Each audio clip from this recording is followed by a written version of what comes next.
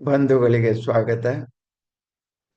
ಹರಿಶ್ಚಂದ್ರ, ಸತ್ಯನ ಹರಿಶ್ಚಂದ್ರ ಓದ್ತಾ ಇದ್ದು ಪೂತಿನ ಅವರದ್ದು ಅರ್ಧ ಭಾಗಕ್ಕಿಂತ ಕಡಿಮೆ ಮಾಡಿರೋದ್ರಿಂದ ನಾನು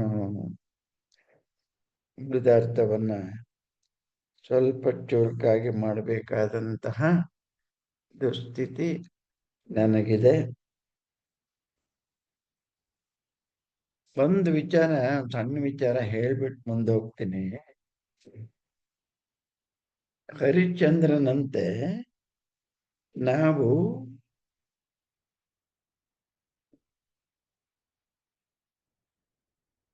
ನೂರಕ್ಕೆ 100 ಭಾಗ ಸತ್ಯವಂತರಾಗಿ ಈ ತರ ಅವನ್ನೆಲ್ಲ ಕಳ್ಕೊಂಡಲ್ಲ, ಹಾಗೆ ಬದುಕೋದಕ್ಕೆ ಸಾಧ್ಯ ಇದೆಯಾ ಅನ್ನೋದು ಬಹಳ ಜನಕ್ಕೆ ಬರುವಂತಹ ಸಮಸ್ಯೆ.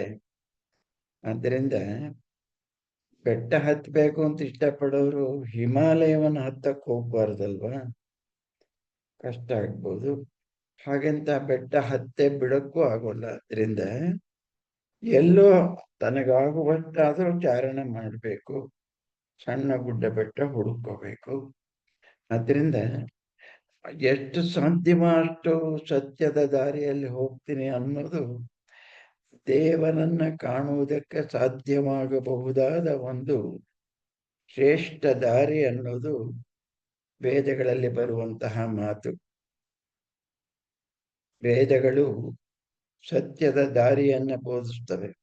ಮೊದಲ ದಿವಸ ಹೇಳಿದ್ದೇನೆ, ಪುರಾಣಗಳು ಮಂಗಳವನ್ನ, ವೇದಗಳು ಸತ್ಯವನ್ನ, ಸಾಹಿತ್ಯವು ಸೌಂದರ್ಯವನ್ನು ಮುಂದೆ ಮಾಡಿ ಆ ಮೂಲಕ ಪರಮಾತ್ಮನನ್ನ ಕಾಣುವಂತಹ ಪ್ರಯತ್ನ ಮಾಡ್ತೇವೆ ಅಂತ ಹೇಳಿ. ಆದ್ದರಿಂದ ಈ ಹರಿಶ್ಚಂದ್ರನ ಕತೆ ಮತ್ತೆ ಮತ್ತೆ ಮತ್ತೆ ನಮ್ಮ ಮಕ್ಕಳಿಗೆ ಯಾಕೆ ಓದಿಸ್ಬೇಕಂದ್ರೆ, ಆ ಶುಭ ದಾರಿಯಲ್ಲಿ ಹೋಗ್ತಾ ಎಷ್ಟು ಸಾಧ್ಯವೋ ಅಷ್ಟು ನಾವು ದೈವೀ ಸಾಕ್ಷಾತ್ಕಾರಕ್ಕೆ ಪ್ರಯತ್ನ ಮಾಡಬೇಕು.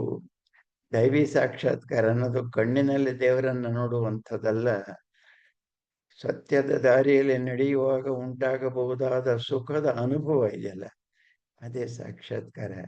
ಎಷ್ಟು ಸಾಧ್ಯವೋ ಅಷ್ಟು ಆ ದಾರಿಯಲ್ಲಿ ಹೋಗುವಂತೆ ಮಕ್ಕಳನ್ನು ನೋಡ್ಕೋಬೇಕು ಅನ್ನೋದು ಉದ್ದೇಶ. ಅದಕ್ಕಾಗಿ ಮತ್ತೆ ಮತ್ತೆ ಇಂಥ ಕಾವ್ಯಗಳನ್ನು ಓದುವ ಅಗತ್ಯ ಇದೆ.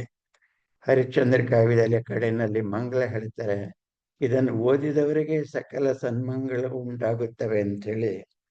ಕುವೆಂಪು ಹಾಗೆ ಮಾಡಿದಾರೆ, ಮಾಡಿರೋ ಹಾಗೆ ಕಾಣಲಿಲ್ಲ.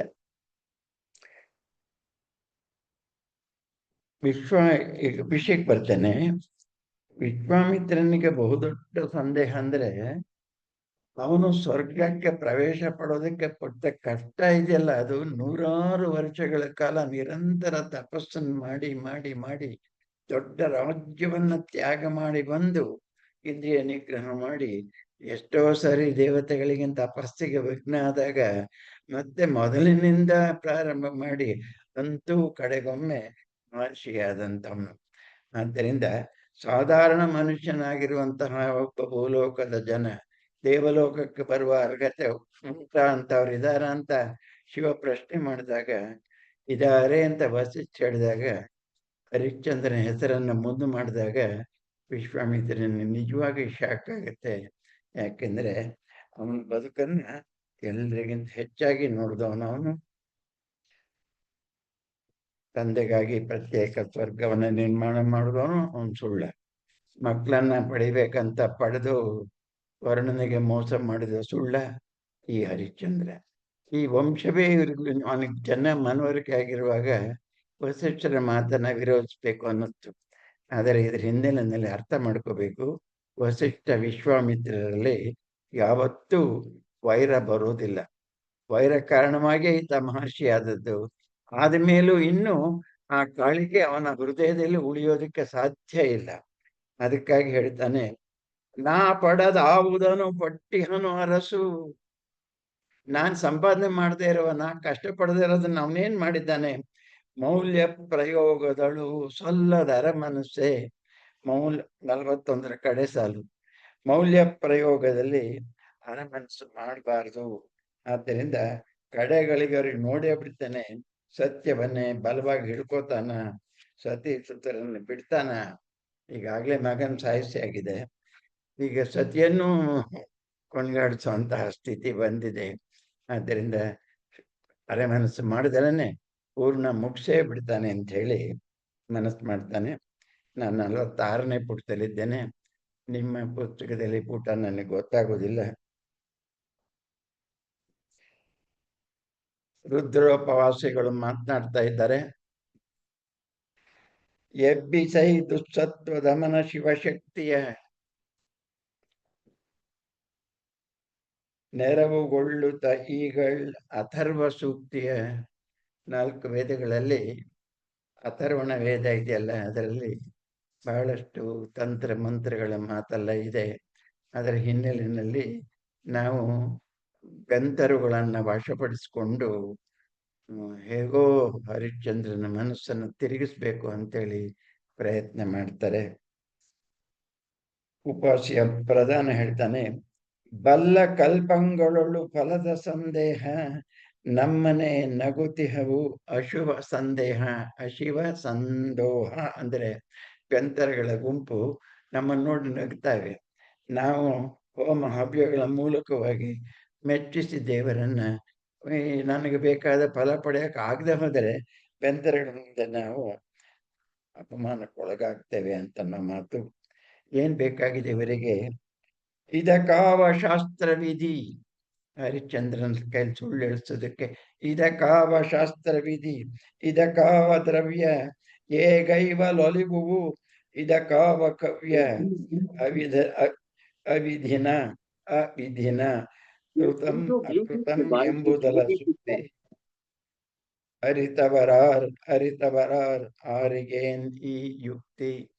ನಾನು ಯಾವ ಮಂತ್ರಗಳನ್ನು ಉಪಯೋಗಿಸಿ ಹೀಗೆ ಹರಿಶ್ಚಂದ್ರನನ್ನ ದಾರಿ ತಪ್ಪಿಸ್ಬೇಕಂತೇಳಿ ಉಪವಾಸಿಗಳು ಯೋಚನೆ ಮಾಡಿದೆ. ಇವರಿನ ರುದ್ರೋಪವಾಸಿಗಳು ಪರಮಾತ್ಮನನ್ನ ಯಜ್ಞಯಾಗಗಳ ಮೂಲಕವಾಗಿ ನೋಡೋದಕ್ಕೆ ಪ್ರಯತ್ನ ಮಾಡುವಂಥವ್ರು. ಆದರೆ ಈಗ ವಿಶ್ವಾಮಿತ್ರ ಅವರುಗಳ ಸಹಾಯದಿಂದಲೇನೆ ಹರಿಶ್ಚಂದ್ರನನ್ನ ತಿರುಗಿಸೋದಕ್ಕೆ ಪ್ರಯತ್ನ ಮಾಡ್ತಿರುವಾಗ ಉಪವಾಸಿಗಳಿಗೆ ಸ್ವಲ್ಪ ಕಷ್ಟ. ಯಾಕೆಂದರೆ ಅಶಿವಗಳು ಬೆಂತರಗಳು ಅವು ಹರಿಶ್ಚಂದ್ರನನ್ನ ಅಡೆದರೆಗಳಿರ್ತವೆ. ಅವುಗಳನ್ನು ದೂರ ಮಾಡಿ ನಾವು ನಮಗೆ ಬೇಕಾದ ರೀತಿಯಲ್ಲಿ ಹರಿಶ್ಚಂದ್ರನ ದಾರಿ ಬರಹಾಗೆ ಮಾಡ್ಕೋಬೇಕು ಅನ್ನೋದಾದರೆ ಮೊದಲು ಅಶಿವಗಳನ್ನು ಓಡಿಸ್ಬೇಕಲ್ಲ, ಬೆಂತರಗಳನ್ನ.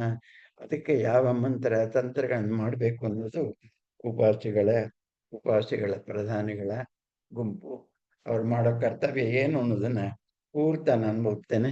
47ನೇ ಪುಟ. ನಕ್ಷತ್ರಕ ವಿಶ್ವಾಮಿತ್ರನ ಪರವಾಗಿ ಬಂದು ಈ ಮಾತುಗಳನ್ನು ಹೇಳ್ತಾನೆ. ನಿಮ್ಗೆ ಯಾವ ಸಾಲು ಅಂತ ಸಿಕ್ಲಿಲ್ಲ ಅಂತ ಕಾಣ್ತಾ ಇದೆ. ಹುತ್ತ ಬಡಿದು ಹಾವ ಕಲುವನೆಂಬ ಹುಂಬರೆ. ಎಷ್ಟು ಚೆನ್ನಾಗಿದೆ ನಕ್ಷತ್ರ ಮಾತು. ಹುತ್ತ ಬಡಿದು ಹಾವ ಕೊಲುವನೆಂಬ ಹುಂಬರೆ, ತಕ್ಕ ವಿಧಿಯ ನರಿಯದಿಂತು ಹುಯಿಲುಗುಂಬರೆ. ಯಾವ ಮಂತ್ರ ಬೇಕು ಯಾವ ತಂತ್ರ ಬೇಕಂತ ಗೊತ್ತಿಲ್ದೇ ಇರೋ ಒತ್ತಾಡ್ತಾ ಇದ್ದೀರಾ. ಬರಿದೆ ತಪವಿಹಿರೆ. ಯಾತಕ್ಕೆ ನಿಮ್ಮ ತಪಸ್ಸು ದಂಡದ್ದು. ಮರಳಿ ಬರುತ್ತಿಹಿರಿ, ತಿರಿದು ಇದ್ದೆಡೆಗೆ. ಸರಿಯಾದ ದಾರಿಯಲ್ಲಿ ನೀವು ಹೋಗದೆ ಹೋದರೆ ಕಣೆಯೊಕ್ಕಡೆ ಗುರಿಯೊಕ್ಕಡೆ, ಬರೀ ಸುಯಿತವೇ ಕಡೆಗೆ. ಬಾಣ ಒಂದ್ ಕಡೆ, ಗುರಿ ಒಂದ್ ಕಡೆ, ಅಫಲವಾದ್ದರಿಂದ ನಿಷ್ಫಲವಾದ್ದರಿಂದ ನಿಟ್ಟುಸಿರು ಮತ್ತೊಂದು ಕಡೆ. ನೀನದಾರು ದಿಟ್ಟ ತಮಸಿ. ಉಪಾಸಿ ಪ್ರಧಾನ ಹೀಗೆ ಮಾತನಾಡ್ತಾರೋ ರೇಗಿಸ್ತಾರೋ ತಮ್ಮನ್ನ ನಕ್ಷತ್ರ ಕಂಡು, ಯಾರಪ್ಪ ನೀನು ಯಾವ ಸನ್ಯಾಸಿ? ನೀನದಾರು ದಿಟ್ಟ ತಪಸಿ, ನಿನ್ನ ಗುರು ಅದಾವ ಋಷಿ. ಬಲ್ಲವನಂತಾಡುವೆ, ನಮ್ ಉಜ್ಜುಗ ಎಂತು ಹುಸಿವೆ. ಉಜ್ಜುಗ ಉದ್ಯೋಗ ಕ್ರಿಯೆ ಕೆಲಸ. ನಕ್ಷತ್ರಕ ನಾನು ಸನ್ಯಾಸಿ ಹೌದು ಅನ್ನೋನ್ ಮಾತು ಗೊತ್ತ ಹೇಳಲಿಲ್ಲ. ಹರೇರ ಗಾದೆಯ ಮುನಿಯ ಏನಾತನ ಸನಿಹ. ನಾನು ವಿಶ್ವಾಮಿತ್ರ, ಗಾದೆಯ ಅಂದ್ರೆ ವಿಶ್ವಾಮಿತ್ರ, ನಾನು ವಿಶ್ವಾಮಿತ್ರರ ಜೊತೆಲಿ ಇದ್ದೇನೆ ಅಂತಾನೆ ನಾನು ಸನ್ಯಾಸಿ ಅಂತ ಹೇಳಕ್ ಹೋಗೋದಿಲ್ಲ. ಅವನು ಅಲ್ಲವೂ ಅಲ್ಲ, ವಿಶ್ವಾಮಿತ್ರನ ಕೆಲಸ ಮಾಡಿಕೊಡುವಂತಹ ಸಹಾಯಕ. ಸ್ವಾಗತ ನಿನಗಿದೋ ನೆನೆದನೆ ಮಾಮನಿ, ನಿನ್ನ ನಟ್ಟಿದನೆ ನಮ್ಮೆಡ ಕರುಣಿ. ನಮ್ಮ ಎಡೆಗೆ ಕರುಣಿಯಾದ ವಿಶ್ವಾಮಿತ್ರ ನಿಮ್ಮನ್ನು ಕಳಿಸಿದನ ಹೇಳಿ, ನಮಗೆ ಮಹರ್ಷಿಯ ಆಜ್ಞೆ ಏನು? ಅಶಿವ ದಮನವೇ ಮಹರ್ಷಿಯ ಇಚ್ಛೆ, ಅಮಂಗಳ ನಿವಾರಣೆಯೇ ಮಹರ್ಷಿಗಳ ಇಷ್ಟ. ಆ ಕಲ್ಪವಲ ನಿಮ್ಮಯ ಪೃಚ್ಛೆ. ಪೃಚ್ಛೆ ಅಂದರೆ ಕೇಳುವಂತಹದ್ದು. ಆದ್ದರಿಂದ ನೀವು ಕೇಳ್ತಾ ಇರುವ ಮಾತು, ಋಷಿ ಹೇಳುವ ಮಾತು ನನ್ನ ಮೂಲಕವಾಗಿ ನೀವು ಅಶಿವಗಳ ದಮನ ಮಾಡ್ಬೇಕಂತೇಳಿ. ಅದು ಎಲ್ರಿಗೂ ಇಷ್ಟವಾಗೋ ಮಾತು. ಅದು ನಿಜವಾಗಿ ಅವರ ಅಶಿವ ದಮನ ಮಾಡ್ತಾ ಇಲ್ಲ, ಹರಿಶ್ಚಂದ್ರನಲ್ಲಿ ಅಶಿವವನ್ನು ಮಾಡಿಸೋದು ಪ್ರಯತ್ನ ಮಾಡ್ತಿದ್ದಾರೆ. ನೀನು ಹೇಳಿ ಸರಿ, ನಾವು ಅದನ್ನು ಮಾಡ್ತೀವಿ. ತಪ್ಪೆಣಿಸಿಹಿರ ದ್ರವ್ಯದ ಬಗೆಗೆ ಮುನಿ ಇದನರೀಸ ಬಯಸಿಹ ನಿಮಗೆ. ಹೇಳು ಏನ್ ಮಾಡ್ಬೇಕು? 48ರ ಮಧ್ಯದಲ್ಲಿ ನರಕಪಾಲದೊಳು ಹೆಣಬಾಯಕ್ಕಿಯ ಹೋಮಿಸಲಿಷ್ಟಾರ್ಥದ ಸಲಿಕೆ, ಅತಿ ನೀಚ ಸ್ಥಿತಿಗೆ ಅತ್ಯುನ್ನತನ್ ಈವ ದ್ರವ್ಯವೇ ಲೇಸು ಇದಕ್ಕೆ. ನೀವು ಈಗ ಮಾಡಬೇಕಾದ ವಿಶಿಷ್ಟವಾದ ಯಜ್ಞಕ್ಕೆ ಅತ್ಯಂತ ವಿಶಿಷ್ಟವಾದ ಹೋಮದ್ರವ್ಯವನ್ನ ನೀವು ಪಡೆಯಬೇಕು. ಹೆಣಬಾಯಕ್ಕಿಯನ್ನು ಸಂಪಾದಿಸ್ಬೇಕು ಈ ಯಜ್ಞ ಪೂರ್ಣ ಆಗೋದಕ್ಕೆ. ಆ ಹೆಣಬಾಯಕ್ಕಿ ಇದೆಯಲ್ಲ, ಅದೇ ಹರಿಶ್ಚಂದ್ರನಿಗೆ ಕೊಡುವ ತಿಂಗಳ ಸಂಬಳ. ಎಷ್ಟು ಹೆಣ ಬರುತ್ತ, ಅದಕ್ಕಾಗಿ ಎಷ್ಟು ದಕ್ಷಿಣೆ ಅವನಿಗೆ ಹೋಗುತ್ತೆ, ಎಷ್ಟು ಅಕ್ಕಿ ಬರುತ್ತೋ ಅದಷ್ಟರಲ್ಲಿ ಊಟ ಮಾಡಿ ಬದುಕಬೇಕು. ಈಗ ಅವನು ಅಕ್ಕಿಯನ್ನು ಕೊಡು ಹೋಮದ್ರವ್ಯಕ್ಕೆ ಅಂತ ಬೇಡಿದ್ರೆ, ಅಯ್ಯೋ ಏನ್ ಮಾಡ, ಲಕ್ಷ ಕೋಟಿ ಹಣ್ಣು ಕೊಟ್ಟವನಿಗೆ ಹೆಣಬ ಅಕ್ಕಿಯ ಒಂದು ಇಡೀ ಅಕ್ಕಿಯನ್ನು ಕೊಡೋದೇನು ದೊಡ್ಡದಲ್ಲ ಅಂತ ನಿಮ್ಗೆ ಅನ್ಸುತ್ತಲ್ವ? ಆದ್ರೆ ಅವನ ಮಾತು ಎಷ್ಟು ಚೆನ್ನಾಗಿದೆ ನೋಡಿ.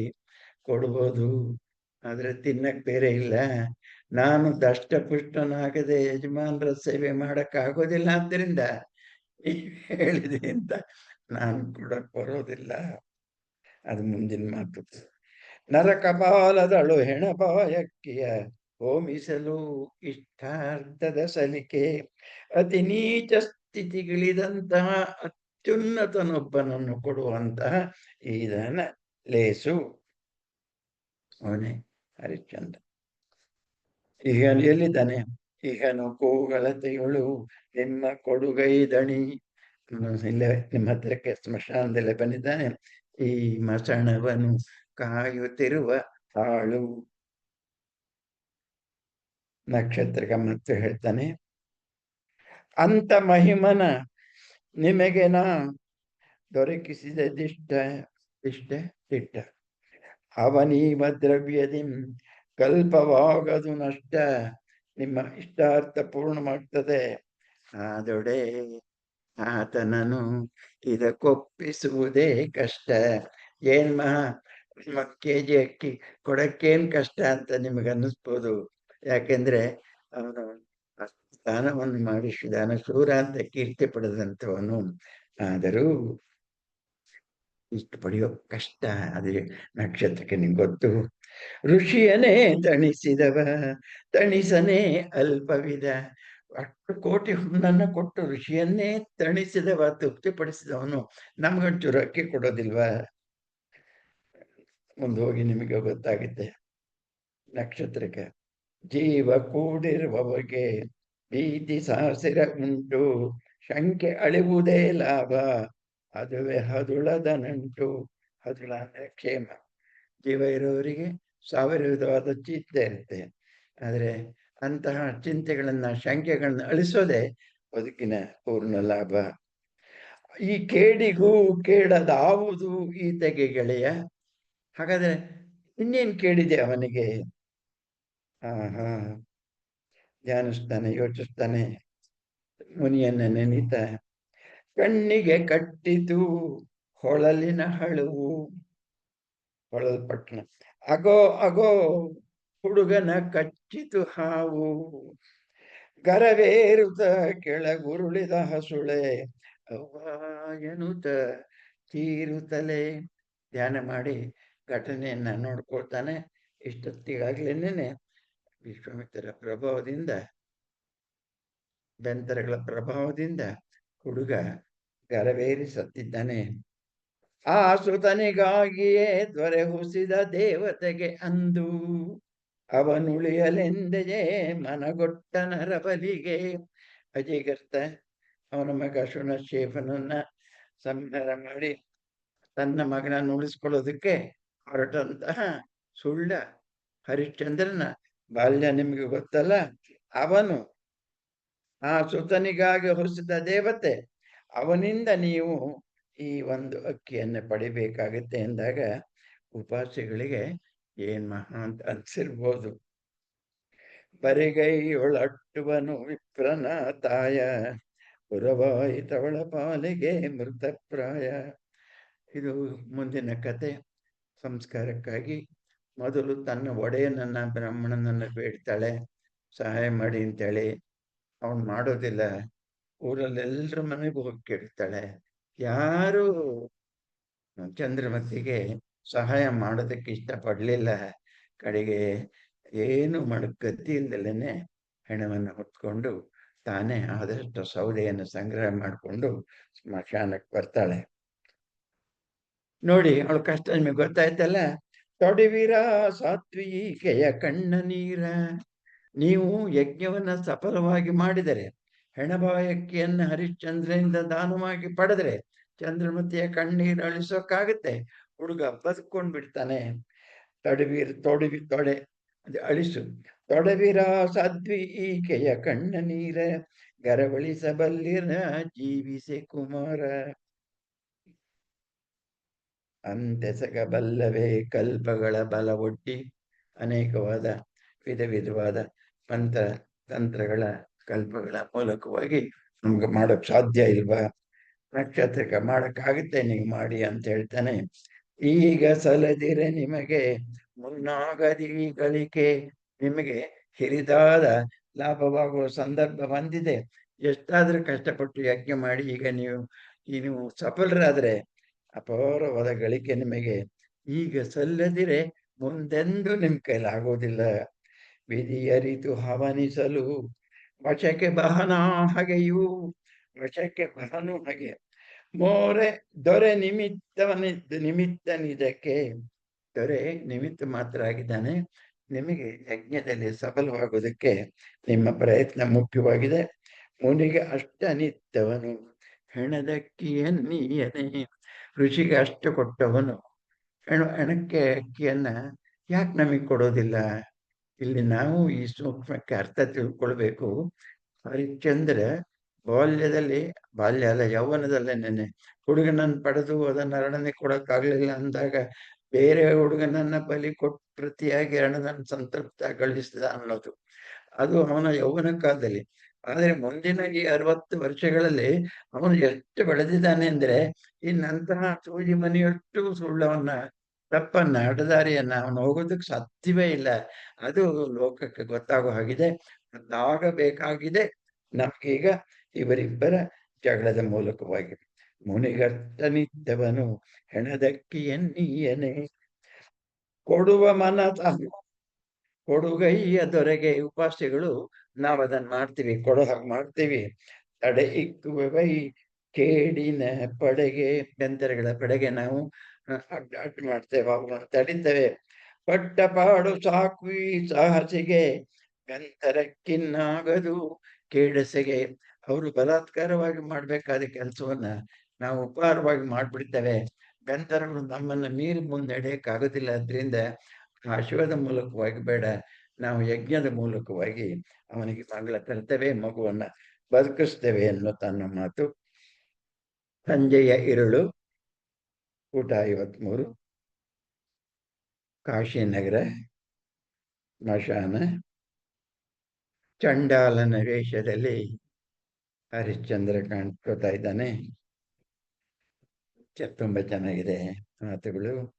ಇದು ರುದ್ರಭೂಮಿ, ಜೀವನ ಜಲ ನಿಧಿಯಲ್ಲೇ ಇದರಂಚುಳು. ಹಗಲಿರಳು ಕಾದಿಹನು ನಾನಿಲ್ಲಿ.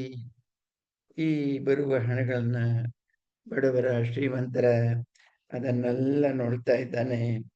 ಅಲ್ಲಿ ಹೆಣದ ಲೆಕ್ಕ ಮಾಡ್ತಾ ಆಳಾಗಿ ಕಾಯ್ತಿರುವಾಗ ಅವನ ಮನಸ್ಸಿನಲ್ಲಿ ಮೊದಲು ಬರುವಂತಹ ಮಾತು, ಪ್ಯಾರಾದ ಕಡೆ ಮಾತು, ಸದ್ವಂಶದಿ ಬಾಳಾಂತೆನು ನಾನ್ ಅರಸಾಗಿ, ಈ ಜೀವಿತದ ಆಂತರ್ಯದಿ ವಿಧಿಯ ಮರಿಚೆ ಇಚ್ಛೆ ವರ್ತಿಪುದಾವುದೋ ಧರ್ಮ ರಹಸ್ಯವನ್ನು ಬಿಚ್ಚೆ. ನನಗೆ ಇಷ್ಟು ಕಾಟ ಕೊಟ್ಟಿಷ್ಟು ಹಣ ಎಲ್ಲ ಪಡೆದ್ರು ಅಂತ ಹೇಳಿದ್ರೆ, ವಿಧಿ ಹೀಗೆ ನನ್ನಿಂದ ಈ ಕೆಲಸ ಮಾಡಿಸ್ತು ಅಂತಾದ್ರೆ ಏನೋ ಮಹತ್ವದನ್ನ ಅರಿವು ಮಾಡಿಕೊಡೋದಕ್ಕಾಗಿ ವಿಧಿ ಹೀಗೆ ಮಾಡಿಸ್ತಾ ಇದೆಯೇನೋ, ನನ್ನನ್ನ ಸರಸ್ವತಿಗೆಯಿಂದ ಓಡಿಸ್ತಾ ಇದೆಯೇನೋ, ಹೆಣದ ಸ್ಮಶಾನದ ಕಾವಲುಗಾರನಾಗಿ ನನ್ನನ್ನು ನೇಮಿಸುವ ಹಿನ್ನೆಲೆಯಲ್ಲಿ ವಿಧಿಯ ಇಚ್ಛೆ ಅಗಾಧವಾಗಿದ್ದಿರಬೇಕು. ಅವನು ಎಷ್ಟು ಮಂಗಳಕರವಾಗಿ ಯೋಚನೆ ಮಾಡ್ತಾನೆ, ಹತಾಶನಾಗಿಲ್ಲ, ಕೆಟ್ಟ ಮುಖದಲ್ಲಿ ಯೋಚನೆ ಮಾಡೋದಿಲ್ಲ. ಇದು ಒಂದು ಮಂಗಳ ಅಂತ್ಯಕ್ಕಾಗಿ ನಮ್ಮನ್ನ ನೆಪ ಮಾಡಿ ಧರ್ಮದೇವತೆ ಮಾಡುತ್ತಿರುವ ಕಾರ್ಯ ಇದು ಅಂತ ಯೋಚಿಸ್ತಾನೆ. ಆದರೆ ಈ ಹಂತದಲ್ಲಿ ಸತಿಯೆಲ್ಲೋ, ಸುತನೆಲ್ಲೋ, ರಾಜ್ಯವದೆಲ್ಲೋ, ಗುರುಜನ ಪರಿಜನರೆಲ್ಲೋ, ನೇಹಿಗರು ಎಲ್ಲೋ, ನೇಹಿಗರು ಸ್ನೇಹಿತರು, ಬೆಳ್ವಡೆಯಲ್ಲಿ ಚಾಮರವೆಲ್ಲಿ, ವಾಹನವೆಲ್ಲಿ, ವೈಭವವೆಲ್ಲಿ, ಬರುವಡೆ ಹೋಗಡೆ ಸಂಭ್ರಮಿಸುವ ಜನವೆಲ್ಲಿ. ಅರಸಾಗಿದ್ದಾಗಿನ ಕಾಲ ನೆನ್ಸ್ಕೊತಾನೆ. ಈಗ ಸ್ಮಶಾನದ ಕಾವಲುಗಾರ. ಇಲ್ಲಿ ಯಾರು ಸಿಗ್ತಾರೆ ಅವನಿಗೆ? ಅಲ್ಲಿ ಗೆಳೆಯರಿಲ್ಲ, ಮಂತ್ರಿಗಳಿಲ್ಲ, ಅರಮನೆ ಇಲ್ಲ, ವೈಭವ ಇಲ್ಲ, ಗುರುಜನ ಇಲ್ಲ, ಪರಿಜನ ಇಲ್ಲ, ಹೆಣಗಳ ಸಾಲು ಇಲ್ಲಿ ಸಿಕ್ಕೋದು. ಏರುವ ಹಮ್ಮದದೊಳು ಬೀಳದ ಬಾಳುಂಟೆ. ಏರಿದವನು ಬೀಳ್ತಾನೆ, ಇದ್ದವನು ಹೇಳ್ತಾನೆ. ಇದೊಂದು ಲೋಕೋಕ್ತಿ ಗಾದೆ ಮಾತು. ಸಂಸ್ಕೃತದಲ್ಲೂ ಈ ಗಾದೆ ಮಾತಿದೆ, ಅತ್ಯುನ್ನತ ಪತನ ಹೇತು ಅಂತೇಳಿ. ಮೇಲೆ ಏರಿದವನು ಬೀಳಲೇಬೇಕು ಅಂತ. ಅದಕ್ಕಾಗಿ ಇದು ವಿಧಿ, ನಾನು ಮೇಲೆ ಎದ್ದಿದ್ದೇನೆ, ಕೆಳಗೆ ಬಿದ್ದಿದ್ದೇನೆ, ಇದು ಲೋಕ ರೂಢಿ ಅನ್ನೋ ಮಾತನ್ನು ಹೇಳ್ತಾನೆ. ಏರುವ ಹಮ್ಮದದೊಳು ಬೀಳದ ಬಾಳುಂಟು, ಯುಗಾಂತದೊಳೆನ್ನ ನಾವರಿಸಿತು ತ್ಯಾಗ ಮದ. ಎಷ್ಟು ಚೆನ್ನಾಗಿ ಹೇಳ್ತಾರೆ. ನನಗೆ ಕುವೆಂಪು ಜ್ಞಾಪಕ ಬರುತ್ತೆ ಇಂಥ ಪದಗಳು ನೋಡಿದಾಗ. ಪುತ್ತನ ಏನು ಕಡಿಮೆಯಲ್ಲ, ಭಾಷೆ ಅವರಿಗೆ ಕರಗತವಾಗಿದೆ. ಸಂಸ್ಕೃತ ಅಂತೂ ಪರಿಪೂರ್ಣ. ಅದಕ್ಕಾಗಿ ಅವರು ಇಷ್ಟು ಸುಂದರವಾಗಿ ಬರೆಯಬಲ್ಲಂಥವರು. ತ್ಯಾಗ ಮದ, ಇವನ್ನೆಲ್ಲ ಆಗುಹೋಗುಗಳಿಗೆ, ಭವಿಷ್ಯತ್ತಿಗೆ, ಮಂಗಳಕ್ಕೆ ತ್ಯಾಗ ಅನ್ನೋ ಒಳ್ಳೆ ಗುಣ ಇದೆಯಲ್ಲ, ಅದು ಮದ.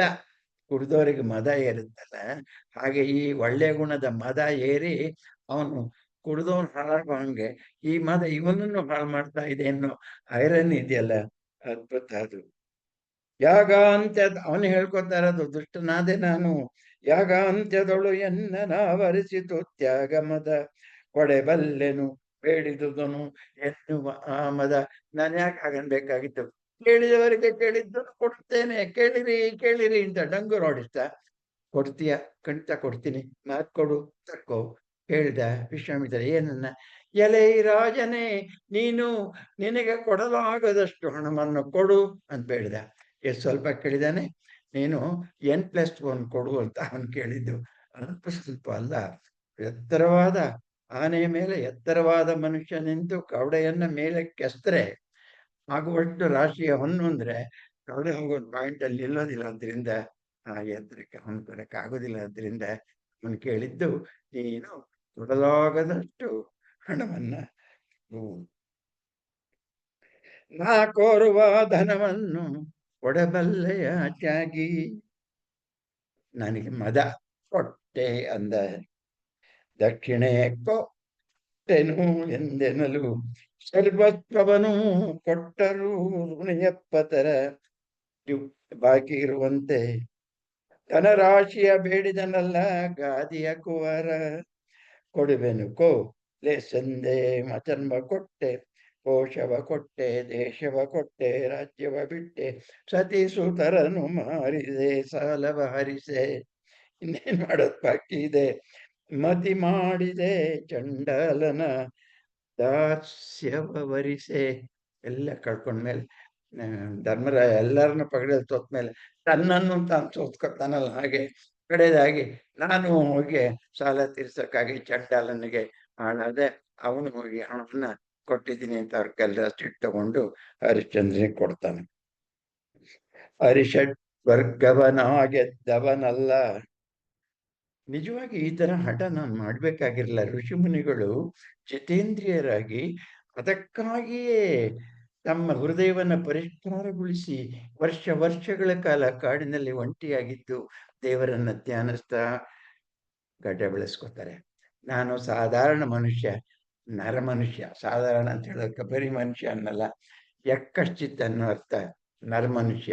ನನಗೆ ಈ ಸನ್ಯಾಸಿಗಳಿಗೆ ಬರುವಂತ ಹಠ ಯಾಕೆ ಬಂತು, ಎಲ್ಲಿಂದ ಬಂತು?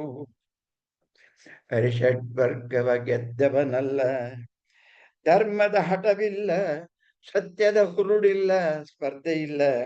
ಸುತಮೋಹದಿ ವರುಣನ ವಂಚಿಸಿರು ಜಗಾದೆ. ವರ್ಣನ ಶಾಪದಿಂದ ನನಗೆ ಜಲೋದರ ರೋಗ ಬಂದಿತ್ತು. ಅಂದ್ರೆ ನನ್ನ ಫಸ್ಟ್ ಹಿಸ್ಟ್ರಿಯನ್ನು ನೋಡಿದಳು. ನಾನು ಯಾವತ್ತೂ ಈ ತರ ಮದ ಹೊಂದವನಲ್ಲ, ಸತ್ಯಕ್ಕಾಗಿ ನಾನು ಬದುಕಬೇಕು, ಬಾಳ್ಬೇಕು ಅಂದ್ಕೊಂಡವನಲ್ಲ. ನಾನು ವರುಣನಿಗೆ ಸುಳ್ಳು ಹೇಳಿದ್ದುಂಟು. ಎನ್ನಿಂಬಿ ಪ್ರತನೋದ್ಭವಗಾಯಿತು ಬಾಧೆ. ಆದಡೆ ಯಾರಿಗೆ? ವಿಪ್ರತನುಜ ಶುನಶೇಖ, ಅಜಿಗರ್ತನ ಮಗ. ಆದೊಡೆ ಹಿಂದೇಕ ತಪಸ್ವಿಗೆ ಹೀಗೆ ನಾನು ಮಾತು ಯಾಕೆ ಕೊಟ್ಟೆ? ಇದು ಮದ ಅಲ್ದೆ ಮತ್ತೇನು? ಕೊಟ್ಟರು ಅದ ಪಾಲಿಸಲಿ ಈ ತರ ಛಲ ತೊಟ್ಟೆ. ಮಾತು ಕೊಟ್ಟೆ, ಸಾರಿ ಕಣ್ರಿ ಆಗಲ್ಲ ನನಗೆ ಅನ್ಬೋದಾಗಿತ್ತು. ಇಲ್ಲ, ಛಲ ತೊಟ್ಟೆ. ಆಮೇಲೆ ಚಂಡಾಲನಿಗೆ ಆಳಾದೆ. ಯಾಕೆ ಯಾಕೆ ಎಲ್ಲಿಂದ ಬಂತು ಈ ಹಠ? ಬಂತು ಹಿಂದೆ ನಾನೇನಾಗಿದ್ದೆ, ಯಾಕೆ ಹೀಗಾಗಿದ್ದೇನೆ? ಅವನಿಗೆ ಗೊತ್ತಾಗ್ತಾ ಇಲ್ಲ. ತನ್ನ ಹೃದಯ ಧರ್ಮದ ಕಡೆಗೆ ಬೆಳೆದಿರುವ ಅತ್ಯಂತ ಉನ್ನತ ಸ್ಥಿತಿಯನ್ನ, ಸ್ಥಾನವನ್ನ ಅರಿತುಕೊಳ್ತಾ ಇಲ್ಲ. ತನಗೆ ಅಹಂಕಾರ ಬಂದೇ ಇಲ್ಲ. ನಿರ್ಗುಣ ವಿಪ್ರನ ಮನೆಯೊಳು ದುಡಿಯುವ ಸತಿಯೋ. ನಿರ್ಗುಣ, ಅತ್ಯಂತ ಕಠಿಣನಾದ ಬ್ರಾಹ್ಮಣನ ಮನೆಯಲ್ಲಿ ಅಯ್ಯೋ ನನ್ನ ಹೆಂಡತಿಯ ದುಡಿತಾ ಇದ್ದಾಳೆ, ಮಹಾರಾಣಿಯನ್ನ ನಾನು ಎಲ್ಲಿಗೆ ಕಳಿಸಿದ್ದೇನೆ? ತಾಯ ಇದಿರಲೇ ತೀರಿದಳಲುವ ಎಳೆಯನ ಗತಿಯೋ. ಮಗ, ಆ ಇಬ್ಬರ ಜೀವಿತವೀ ತೋರಿಕೆ ಜಗಕ್ಕೆ. ನಾನು ಸತ್ಯಕ್ಕೆ ಸತ್ಯವನ್ನು ಆಡುವವನು ಅಂತ ಜನಕ್ಕೆ ತೋರಿಸ್ತಾ ಇದೆ. ನನ್ನ ಹೆಂಡತಿ ಮಕ್ಕಳು ತಿರುಪೆ ಎತ್ಕೊಂಡು ಬದುಕ್ತಾ ಇರೋದನ್ನು ನೋಡುವಾಗ, ಇಬ್ಬರ ಜೀವಿತವೀ ತೋರಿದ ಜಗದಿ ಸತ್ಯಕ್ಕೂ ಸತ್ಯವೂ ಎನಿಸಿದೆ ನನ್ನ ಅನುಭವದಿ. ಹೀಗೆ ತನ್ನ ಮಾಡಿದ ತಪ್ಪನ್ನು ಅನ್ಕೋತಾನೆ. ಆದ್ರೆ ದುಃಖದಲ್ಲಿ ಹೇಳೋ ಮಾತು ಹೊರತು ಅವನಿಗೆ ತಾನು ತಪ್ಪು ಮಾಡಿದೆ ಅಂತ ಅನ್ಸಿದೆ ಅಂತ ನೀವು ಅರ್ಥ ಮಾಡ್ಕೋಬೇಡಿ, ಅಥವಾ ನಾವು ಅವ್ನು ತಪ್ಪು ಮಾಡಿದ್ದೇನೆ ಅಂತ ಅನ್ಕೊಳ್ಳೋದು ಬೇಡ. ಅದೇ ಈ ಕಾವ್ಯದ ಲಕ್ಷ್ಯ. ತಪ್ಪಲ್ಲ ಅನ್ನೋದನ್ನ ಅರ್ಥ ಮಾಡಿಕೊಡೋದೇನೆ. ಮಸಣಿಗ ಬರ್ತಾನೆ. ಈಗ ನಾವು ಭಯಂಕರವಾದ ಸ್ಥಿತಿಗೆ ದಾರಿಗೆ ಬಂದಿದ್ದೇವೆ. ಸ್ಮಶಾನ ಕಾಯುವ ಆಳು ಯಜಮಾನ ಭಾವುಕನ ಆಜ್ಞೆಯಂತೆ ಹರಿಶ್ಚಂದ್ರನಿಂದ ಚಂದ್ರಮತಿಯನ್ನ ಕೊಲ್ಲಿಸುವ ಅತ್ಯಂತ ಭಯಂಕರ ಕ್ರೂರ ಹಂತಕ್ಕೆ, ನೋಟಕ್ಕೆ ಬರ್ತಾ ಇದ್ದೇವೆ. ಶರಣೆಂಬೆನು ಹರಿಚಂದಪ್ಪ. ಅಗೋ ಅಗೋ ನೋಡು ಹೆಣಗಳ ಒಪ್ಪ. ಸುಡುಗಾಡಿಗೂ ಸಿರಿವಂತೆರೆ ಇಷ್ಟ. ಯಾಕೆ? ಅವ್ರು ಬರೋ ವೈಭವದಲ್ಲಿ ಬರ್ತಾರೆ. ಅಕ್ಕಿಯನ್ನ ನಾವು ಎಸೆಯಕ್ಕಾಗದೆ ಕಡಲೆಪುರಿ ಎಸಿತೀವಿ, ಆದ್ರೆ ಅವ್ರು ಹಾಗಲ್ಲ, ಇಡೀ ಹೊನ್ನನ್ನು ಎಸಿತಾ ಬರ್ತಾರೆ. ಹಾಗಾಗಿ ಶ್ರೀಮಂತರು ಬಂದ್ರೆ ನಮಗೂ ಒಂದು ಜಾಸ್ತಿ ದುಡ್ಡು ಸಿಗ್ತದೆ. ಮಸಣಿಗನಿಗೆ ತಿನ್ನೋಕೆ ಬರೀ ಒಂದು ಹೆಣಬಾಯಿ ಅಕ್ಕಿ ಎಲ್ಲ ದುಡ್ಡು, ಮತ್ತೊಂದು ಎಲ್ಲ ಸಿಗುತ್ತೆ. ಆ ಮಾತು ಎಷ್ಟು ಚೆನ್ನಾಗಿದೆ. ಸುಡುಗಾಡಿಗೂ ಸಿರಿವಂತರೆ ಇಷ್ಟ. ಧ್ವನಿಪೂರ್ಣವಾದಂತಹ ವಾಕ್ಯ ಇದು. ಅದನ್ನ ಅರ್ಥ ಮಾಡ್ಬೇಕು. ಸಿರಿವಂತರು ಅವರ ಇಡೀ ಬದುಕಿನ ರೀತಿ ನೀತಿಯನ್ನ ಒಂದು ವಾಕ್ಯದಲ್ಲಿ ಚಿತ್ರಿಸುವಂತಹ ಪೂತಿನ ಬಾಳಿನುದ್ದಕ್ಕೂ ಸಿರಿವಂತಿಗೆ ಬರುವುದಕ್ಕಾಗಿ ಅದೆಷ್ಟು ಲೋಲುಪ್ತತೆಗೆ ತಪ್ಪುಗಳನ್ನ ಎಸಗಿ ಹಣ ಗಳಿಸಿದ್ದಾರೋ ಸಾಕಪ್ಪ. ಬಡ ಹೆಣ್ಣುಗಳ ಕಷ್ಟ ಕಂಪೇರ್ ಮಾಡ್ತಾನೆ. ಅವ್ರದ್ದು ಹಾಗೆ, ಇವ್ರದ್ದು ಹೀಗೆ. ಅವರು ವೈಭವ, ಬಡವರ್ಗೂ ಹಣ ಬಂದ್ರೆ ಅವರಿಗೆ ಕಾಸು ಇಲ್ಲ, ಹಿಡಿ ಅಕ್ಕಿನೂ ಇಲ್ಲ, ಒಂದು ಒತ್ತರ ಕೊಡಬೇಕು, ಬಟ್ಟೆ ಹಣಕ್ಕೆ ಹೊತ್ತಿದ್ದು ಅದೂ ಇಲ್ಲ. ಸುಡುಗಾಡಿಗೂ ಸಿರಿಯೊಂದರೆ ಇಷ್ಟ, ಸಾಕಪ್ಪ ಬಡಹಣಗಳ ಕಷ್ಟ, ಡೌಲಿಗಿಂತಲೂ ಗೋಳೆ ಹೆಚ್ಚು. ಹೌದು, ಹೆಣದಕ್ಕಿಯೋ ಹಿಡಿಯಾದರೂ ನಚ್ಚು. ಇವರದ್ದು ನನಗೆ ಈ ಒಂದು ಕವನದಲ್ಲಿ ಒಂದು ಭಾಗದಲ್ಲಿ ಬಡವರು, ಇನ್ನೊಂದು ಭಾಗದಲ್ಲಿ ಶ್ರೀಮಂತರು, ಅವರು ಅವ್ರು ಹೇಗೆ ಬದುಕ್ತಾರೆ, ಇವರು ಹೇಗೆ ಬದುಕ್ತಾರೆ ಅಂತ ಬಹಳ ಸುಂದರವಾದಂತಹ ಒಂದು ಹೋಲಿಕೆಯ ಕವನವನ್ನು ಬಹಳ ಚೆನ್ನಾಗಿ ಬರೀತಾರೆ. ಅವರು ಅವರು ಖುಷಿಗೆ ಪೀತಾಂಬರವನ್ನು ಉಡುವರು, ಇವರಿಗೋ ಹೊದೆಯಲು ವಸ್ತ್ರವೇ ಇಲ್ಲ. ಅವರು ಊಟ ಎಸಿತಾರೆ, ಇವರಿಗೆ ಒಂದು ಹಿಡಿ ಕೂಲಿಗೂ ಕಷ್ಟ. ಅದೇ ತರಹ ಇಲ್ಲಿ ಕೂಡ ಆ ಹೋಲಿಕೆಯನ್ನು ಕೊಡ್ತಾರೆ. ಹೆಣದಕ್ಕಿಯೋ ನುಚ್ಚು, ಬಡವರದ್ದು, ಸಿದಿಗೆಗೂ ಚಿಂದಿ ಹೆಣಕೂ ಚಿಂದಿ, ಅರಬೇವಿಗೆ ಚಿತೆ ಹೋಗುದು ನಂದಿ. ಅಷ್ಟು ಸೊಪ್ಪೇನು ಇಲ್ಲ ಸೌದೆದು. ಮಸಣದ ಬಾಡಿಗೆಗೂ ದಮ್ಮಯ್ಯ, ಅಣ್ಣ ನನ್ನಪ್ಪ ನನ್ನಯ್ಯ ಇಲ್ಲ ದುಡ್ಡು ಅಂತ ಬೇಡ್ಕೊಂಡು ಬರ್ತಾರೆ. ಅವ್ರು ನೋಡಿದ್ರೆ ನನ್ನಂತೆ ಬಡವರು ಕರಳು ಇರಿತದೆ, ಶ್ರೀಮಂತರು ನೋಡಿದೆ ನಾವೇ ಬರಲಿ ಅಂತ ಅನ್ನಿಸ್ತದೆ. ದೊಡೆ ಸಿರಿವಂತರ ಬಗೆ ಬೇರೆ, ಬಡವರ ಹಣ ಹೇಗಿರುತ್ತೆ, ಅಣ್ಣ ಅಯ್ಯ ಅಪ್ಪ ನನ್ನಪ್ಪ ಬೇಡ ನನ್ನ ಹತ್ರ ಇಲ್ಲ ಅಂತ ಗೋಳಾಡ್ಕೊಂಡು ಬಂದ್ರೆ ಸಿರಿವಂತರು ಹೇಗ್ ಬರ್ತಾರೆ. ಅವರಿಗೆ ಸಾವಿನೊಳು ಜೋರೆ. ಹಣ ಹೊತ್ಕೊಂಡು ಬರೋ ಶವಕ್ಕೆ ಅದೆಷ್ಟು ಶೃಂಗಾರ, ಅದೆಷ್ಟು ಅಲಂಕಾರ, ಅದೆಷ್ಟು ಹೂವಿನ ಹಾರಗಳು ಡೌಲ್ನಿಂದ ಬರ್ತಾರೆ. ಅವರಿಗೂ ಸಾವಿನೊಳು ಜೋರೆ, ಹೆಣಿಗೆ ಹೆಣಿಗೆ ಹಣ ಹೆಣದಕ್ಕಿಯ ನಿಕ್ಕಿ, ಟಕೆ ಪೀತಾಂಬರವನು ಸಿಕ್ಕಿ, ಹಿಡಿ ಹಿಡಿ ನಾಣ್ಯಮ ಬೀದಿಗೆ ಎರಚಿ, ರಾಜ ಭಜಂತ್ರಿಯ ಜತೆಗೂ ಕಿರಿಚಿ, ಕೃತಿಯ ನಂಟರ ನಿರ್ಲಕ್ಷಿಸುತ್ತ, ಬರಲೊಲ್ಲೆನೆಂದೇ ತಲೆಯಾಡಿಸುತ್ತ, ಬರುವವು ಸಿರಿಹೆಣ ಮೆರವಣಿಗೆಯೊಳು, ಬೆಂಕಿಯ ತಬ್ಬಲು ಬಲು ಸಲಿಗೆಯೊಳು, ಕೈ ಎನ್ನಿ ಪುದಿ ಸಾವರ ಜಂಬ. ಹಿಂದೆ ಕೂಳಾಳು, ನನಗೂ ತುಂಬಾ ಮಸಳಿಗಳ ಮಾತು. ಹಿಂದೆ ಕೂಳು, ಅದನ್ನು ನನಗೂ ತುಂಬಾ ಕೊಡ್ತಾರೆ. ಸತ್ತರೆ ಇಂಥವರು ಸಾಯಲೇಬೇಕು. ಎಷ್ಟು ಚೆನ್ನಾಗಿದೆ. ಪಾಡಿನ ಬಡ ಹೆಣಗಳು ಸಾಕು. ಹರಿಶ್ಚಂದ್ರ ಮಸಣಿಗ, ಒಳ್ಳೇದಪ್ಪ ನಿನ್ನ ಮರ್ಕ ಒಳ್ಳೇದಾಗಿ ಚೆನ್ನಾಗಿ ಮಾತಾಡ್ತೀಯ. ಬಡತನ ಸಿರಿತನ ಇದು ಬದುಕಿನ ಕುಹಕ. ಅಂಥವರೋ ಇಂಥವರೋ ಎಲ್ಲರೂ ಮಸಣಕ್ಕೆ ಒಂದೇ ಸಮ. ಎಷ್ಟು ವಿವೇಕಪೂರ್ಣವಾದ ಬ್ಯಾಲೆನ್ಸ್ ಮಾತು ನೋಡಿ.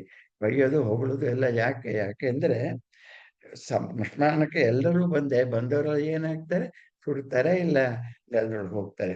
ಎಂಥವರು ಇಲ್ಲಿಗೆ ಬರುವವರು ಬಂದೆ, ಇಲ್ಲಿಗೆ ಬಹರಿಗೆ ಮರಿಗೆ ಮುಗಿಯುವುದೇ. ಎಲ್ರೂ ಬಂದೇ ಬರ್ಬೇಕು, ಅದ್ ಮುಗಿಯೋಂಗಿಲ್ಲ. ಮತ್ ಮರದಿಂದ ರೊಟೀನ್ ದಿನ ಪ್ರಾರಂಭ ಆಗ್ತದೆ, ಮುಂದೆ ಹೋಗ್ತದೆ. ಅಳಲಿಗೆ ಕೊರಗಿ ಮುಗಿಯುವುದೇ, ಏಕೆ ಗೆಳೆಯ ಮಾತಿಲ್ಲದೆ ನಿಂತೆ. ಮಾತಿಲ್ಲ ಅಂದ್ರೆ ಇವತ್ತು ಸ್ಮಶಾನಕ್ಕೆ ಬಂದಿರೋರು ಬಡವರು ಅಲ್ಲ, ಶ್ರೀಮಂತರು ಅಲ್ಲ. ಒಂದು ಹೆಣ್ಣೆಂಗ್ಸು ತಾನೇ ಶವ ತಂದಿದ್ದಾಳೆ, ಸಹಾಯಕರಿಲ್ಲ. ನೋಡಿ ಮಹಾರಾಣಿ ಹಂಗ್ ಕಾಣ್ತಾಳೆ. ಎಲ್ಲಿಗೆ ಬರ್ತಾ ಇದ್ದಾನೆ ಅನ್ನೋದು ನಿಮ್ಗೆ ಅರ್ಥ ಆಗ್ತಾ ಇದೆ. ಹಿಂದೆನಗ ಬಡ ಹೆಣ್ಣಿನ ಚಿಂತೆ, ಸಿಗೂ ಗತಿಯಿಲ್ಲದ ಬಡವೆ, ಆಕೆಯ ಪಾಡನು ನಾನೆಂತೊರವೆ, ತನ್ನ ಕಂದನನು ತಾನೇ ಹೊತ್ತು ಬಂದಿಹಳವಳು ಮಸಣದ ಕಟ್ಟೆಗೆ, ಸುಂಕ ತೆರದೆ ಸುಡಗಾಡಿನ ಬಿಟ್ಟಿಗೆ. ಬಿಟ್ಬಿಟ್ರಿ ಅವಳನ್ನೊಳಗೆ. ಅವಳು ಯಾರು ಗೊತ್ತಿಲ್ಲ ಹರಿಶ್ಚಂದ್ರನಿಗೆ. ಗೊತ್ತಾದ್ರೆ ಅವನು ಹೇಳೋದು ಇದೆಯ, ಕೇಳ್ತಾನೆ.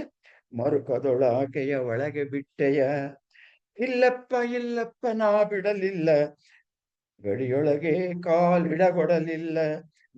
ನಿನ್ನ ಶಾಸನ ನನ್ಗೆ ಗೊತ್ತಿಲ್ವ, ನಿನ್ ಸ್ವಭಾವ ನನ್ಗೆ ಗೊತ್ತಿಲ್ವ, ನೀನ್ ಹಾಗೆಲ್ಲ ಯಾರಿಗೂ ತರ ತೋರೋದಿಲ್ಲ ಅಂತೇಳಿ.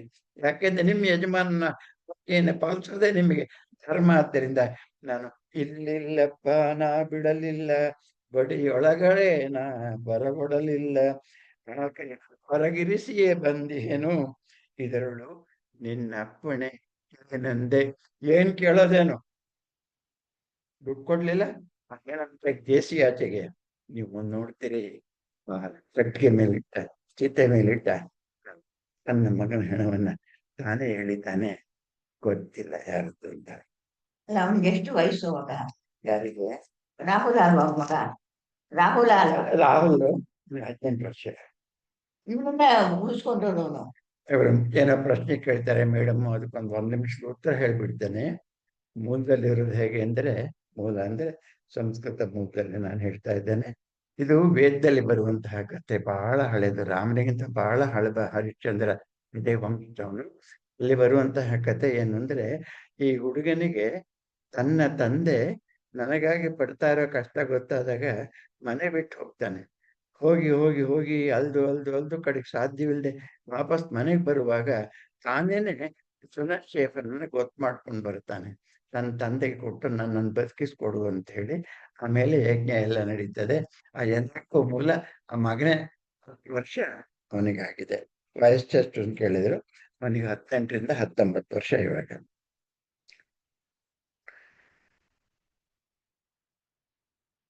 ಮರುಕದೋಳು ಆದ ಒಳಗೆ ಬಿಟ್ಟೆಯ, ಇಲ್ಲ ನಿನ್ನಪ್ಪಣೆ ಕೇಳಲು ಬಂದಿಯೇನು. ತೆರದಿರೆ ಮಸಣವು ತೆರವಿಲ್ಲ. ಪದಗಳು ತೆರ ಅಂದ್ರೆ ಅವರಿಗೆ ಕೊಡ್ಬೇಕಾದ್ದು, ತೆರ ಅಂದ್ರೆ ಓಪನ್. ತೆರದಿರೆ ಮಸಣವು ತೆರವಿಲ್ಲ, ತೆಗೆದಿಲ್ಲ, ಕಾಣಲ್ಲ, ಓಪನ್ ಆಗೋಲ್ಲ. ಇದನ್ನು ನರಿಯನೆ ಹರಿಚಂದಪ್ಪ, ಆದರೆ ಏನಾದರೆ ಮಾಲನೆ ಹಂಗಿದ್ದಾಳೆ, ಏನ್ ತಿಳ್ಕೊಂಡಿದ್ದೀರಿ ಅಂತ ಹೇಳಕ್ ಹೊರಟಿದ್ದಾನ ಅವನು. ಆದ್ರೆ ಇದ್ರೆ ಪ್ರಶ್ನೆ ಇಲ್ಲ. ಸಣ್ಣವರು ದೊಡ್ಡವರು ನಾವು ವ್ಯತ್ಯಾಸ ಇವನಲ್ಲಿಲ್ಲ. ಧರ್ಮ ಒಂದೇ, ಕರ್ತವ್ಯ ಒಂದೇ, ಅದು ಬಿಟ್ಟು ಬೇರೆ ಇಲ್ಲ. ದೊರೆ ಕುಮಾರನಂದಂತಿಹೆ ಬಾಲ. ಶವ ನೋಡಿದ್ರೆ ರಾಜಕುಮಾರನಂತೆ ಕಾಣ್ತಾನೆ ದೇವರು. ನೋಡಲಾರೆ ಅಯ್ಯೋ ನಾನವಳ ಗೋಳ, ಅಯ್ಯೋ ಎನ್ನುವರಿಲ್ಲದೆ ಅಳುತ್ತ, ಓಡಲಳು ಹೊತ್ತುದ ಹೆಗಲಳು ಬರುತ್ತ. ತಾನು ಹೊಟ್ಟೆಯಲ್ಲಿ ಕುಂದು ಸಾಕಿ ಬೆಳೆಸಿ ಪಡೆದು ದೊಡ್ಡವನ್ ಮಾಡಿ ಆ ತನ್ನ ಕೂಸನ್ನೇ ತಾನು ಹೆಗಲ ಮೇಲೆ ಹೊತ್ಕೊಂಡು ಬಂದಿದ್ದಾಳೆ. ನನಗೆ ನೋಡೋದಕ್ಕೆ 2 ಕಣ್ಣು ಸಾಲದು, ಕಣ್ಣೀರು ಬರ್ತಾ ಇದೆ. ನೀವೇನೋ ಸುಲಭವಾಗಿ ಅಂದ್ಬಿಡ್ತೀರಿ, ಯಾರಿಗೂ ಪ್ರವೇಶವಿಲ್ಲ, ಮತ್ತು ಓಡಿಸು ಅವರಿಗೆ ಅಂತ ಹೇಳಿ ಬಂದು ಹೇಳೋ. ಒಡಲಳು ಹೊತ್ತುತ್ತ ಹೆಗಲಳು ಹೊರುತ್ತ ಬಂದು ಹೇಳೆ ಈ ಸುಡುಗಾಡನ್ನು ಬೇಡಿ ಬೇಡೆ ಕಳುಹಿದಳು ಮಸಣದ ಸೋಡಿ. ಕೊಡ್ಬೇಕಲ್ಲ, ಅದಕ್ಕೆ ಡಿಸ್ಕೌಂಟ್ ಕೊಡು ಅಂತ ನಾನು ಕಳಿಸಿದ್ದಾರೆ ಅಂದಾಗ ಓಹೋ ಕೋಪ ಬಂದ್ಬಿಡ್ತು. ಸ್ಮಶಾನ ಕಾಯುವವನಿಗೆ ಜನಕರ ಬರಬಾರ್ದು ಅಂತ ಹೇಳಿ.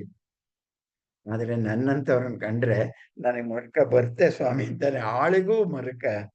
ಮರುಗೆ ನಾನು ನನ್ನಂಥವರ ಗೋಳಿಗೆ, ಆದರೆ ಉತ್ತಮಳಿಗೆ ದೊಡ್ಡ ರಾಣಿ ಅಂತ ಕಾಣ್ತಾಳೆ. ಅಂಥವ್ರು ಹೀಗೆ ಹಣಕ್ಕಾಗಿ ಈ ರೀತಿಯ ಈ ಅಸಮತೆಗೆ ಇಳಿದ್ರು ನೋಡುವಾಗ ನನಗೆ ಸರಿ ಆಗ್ತಾ ಇಲ್ಲ.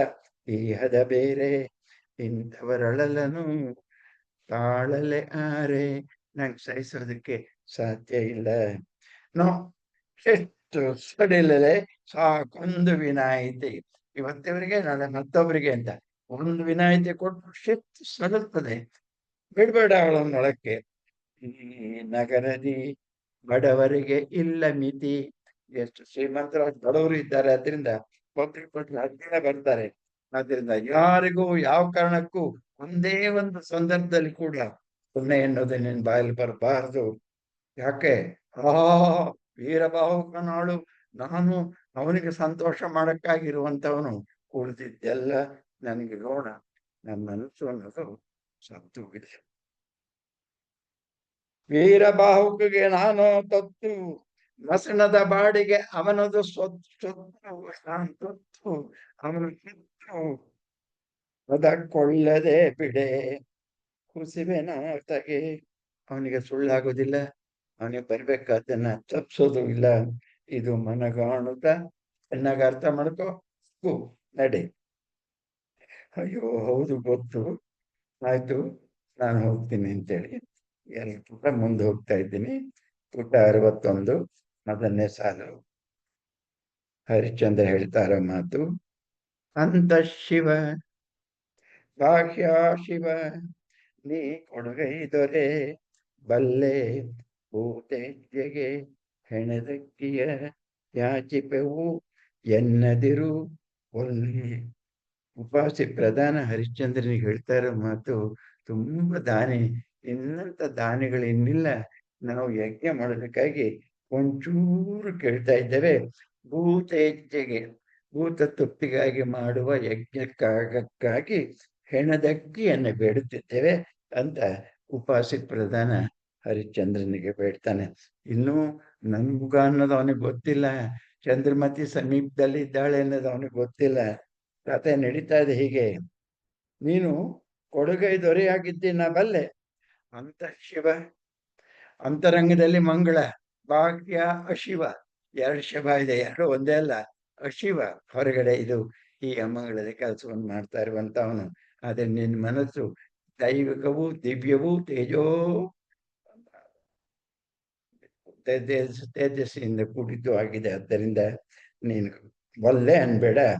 ಓ ಎಂಬೆನ್ನಯ ಮಾತನೆ ಕಸಿದನಲಾಗಾದೇಯ.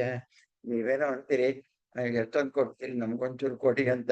ಆದ್ರೆ ಅನ್ನೋದನ್ನ ಕಿತ್ಕೊಂಡ್ಬಿಟ್ಟಿದ್ದಾನೆ ವಿಶ್ವಾಮಿತ್ರ.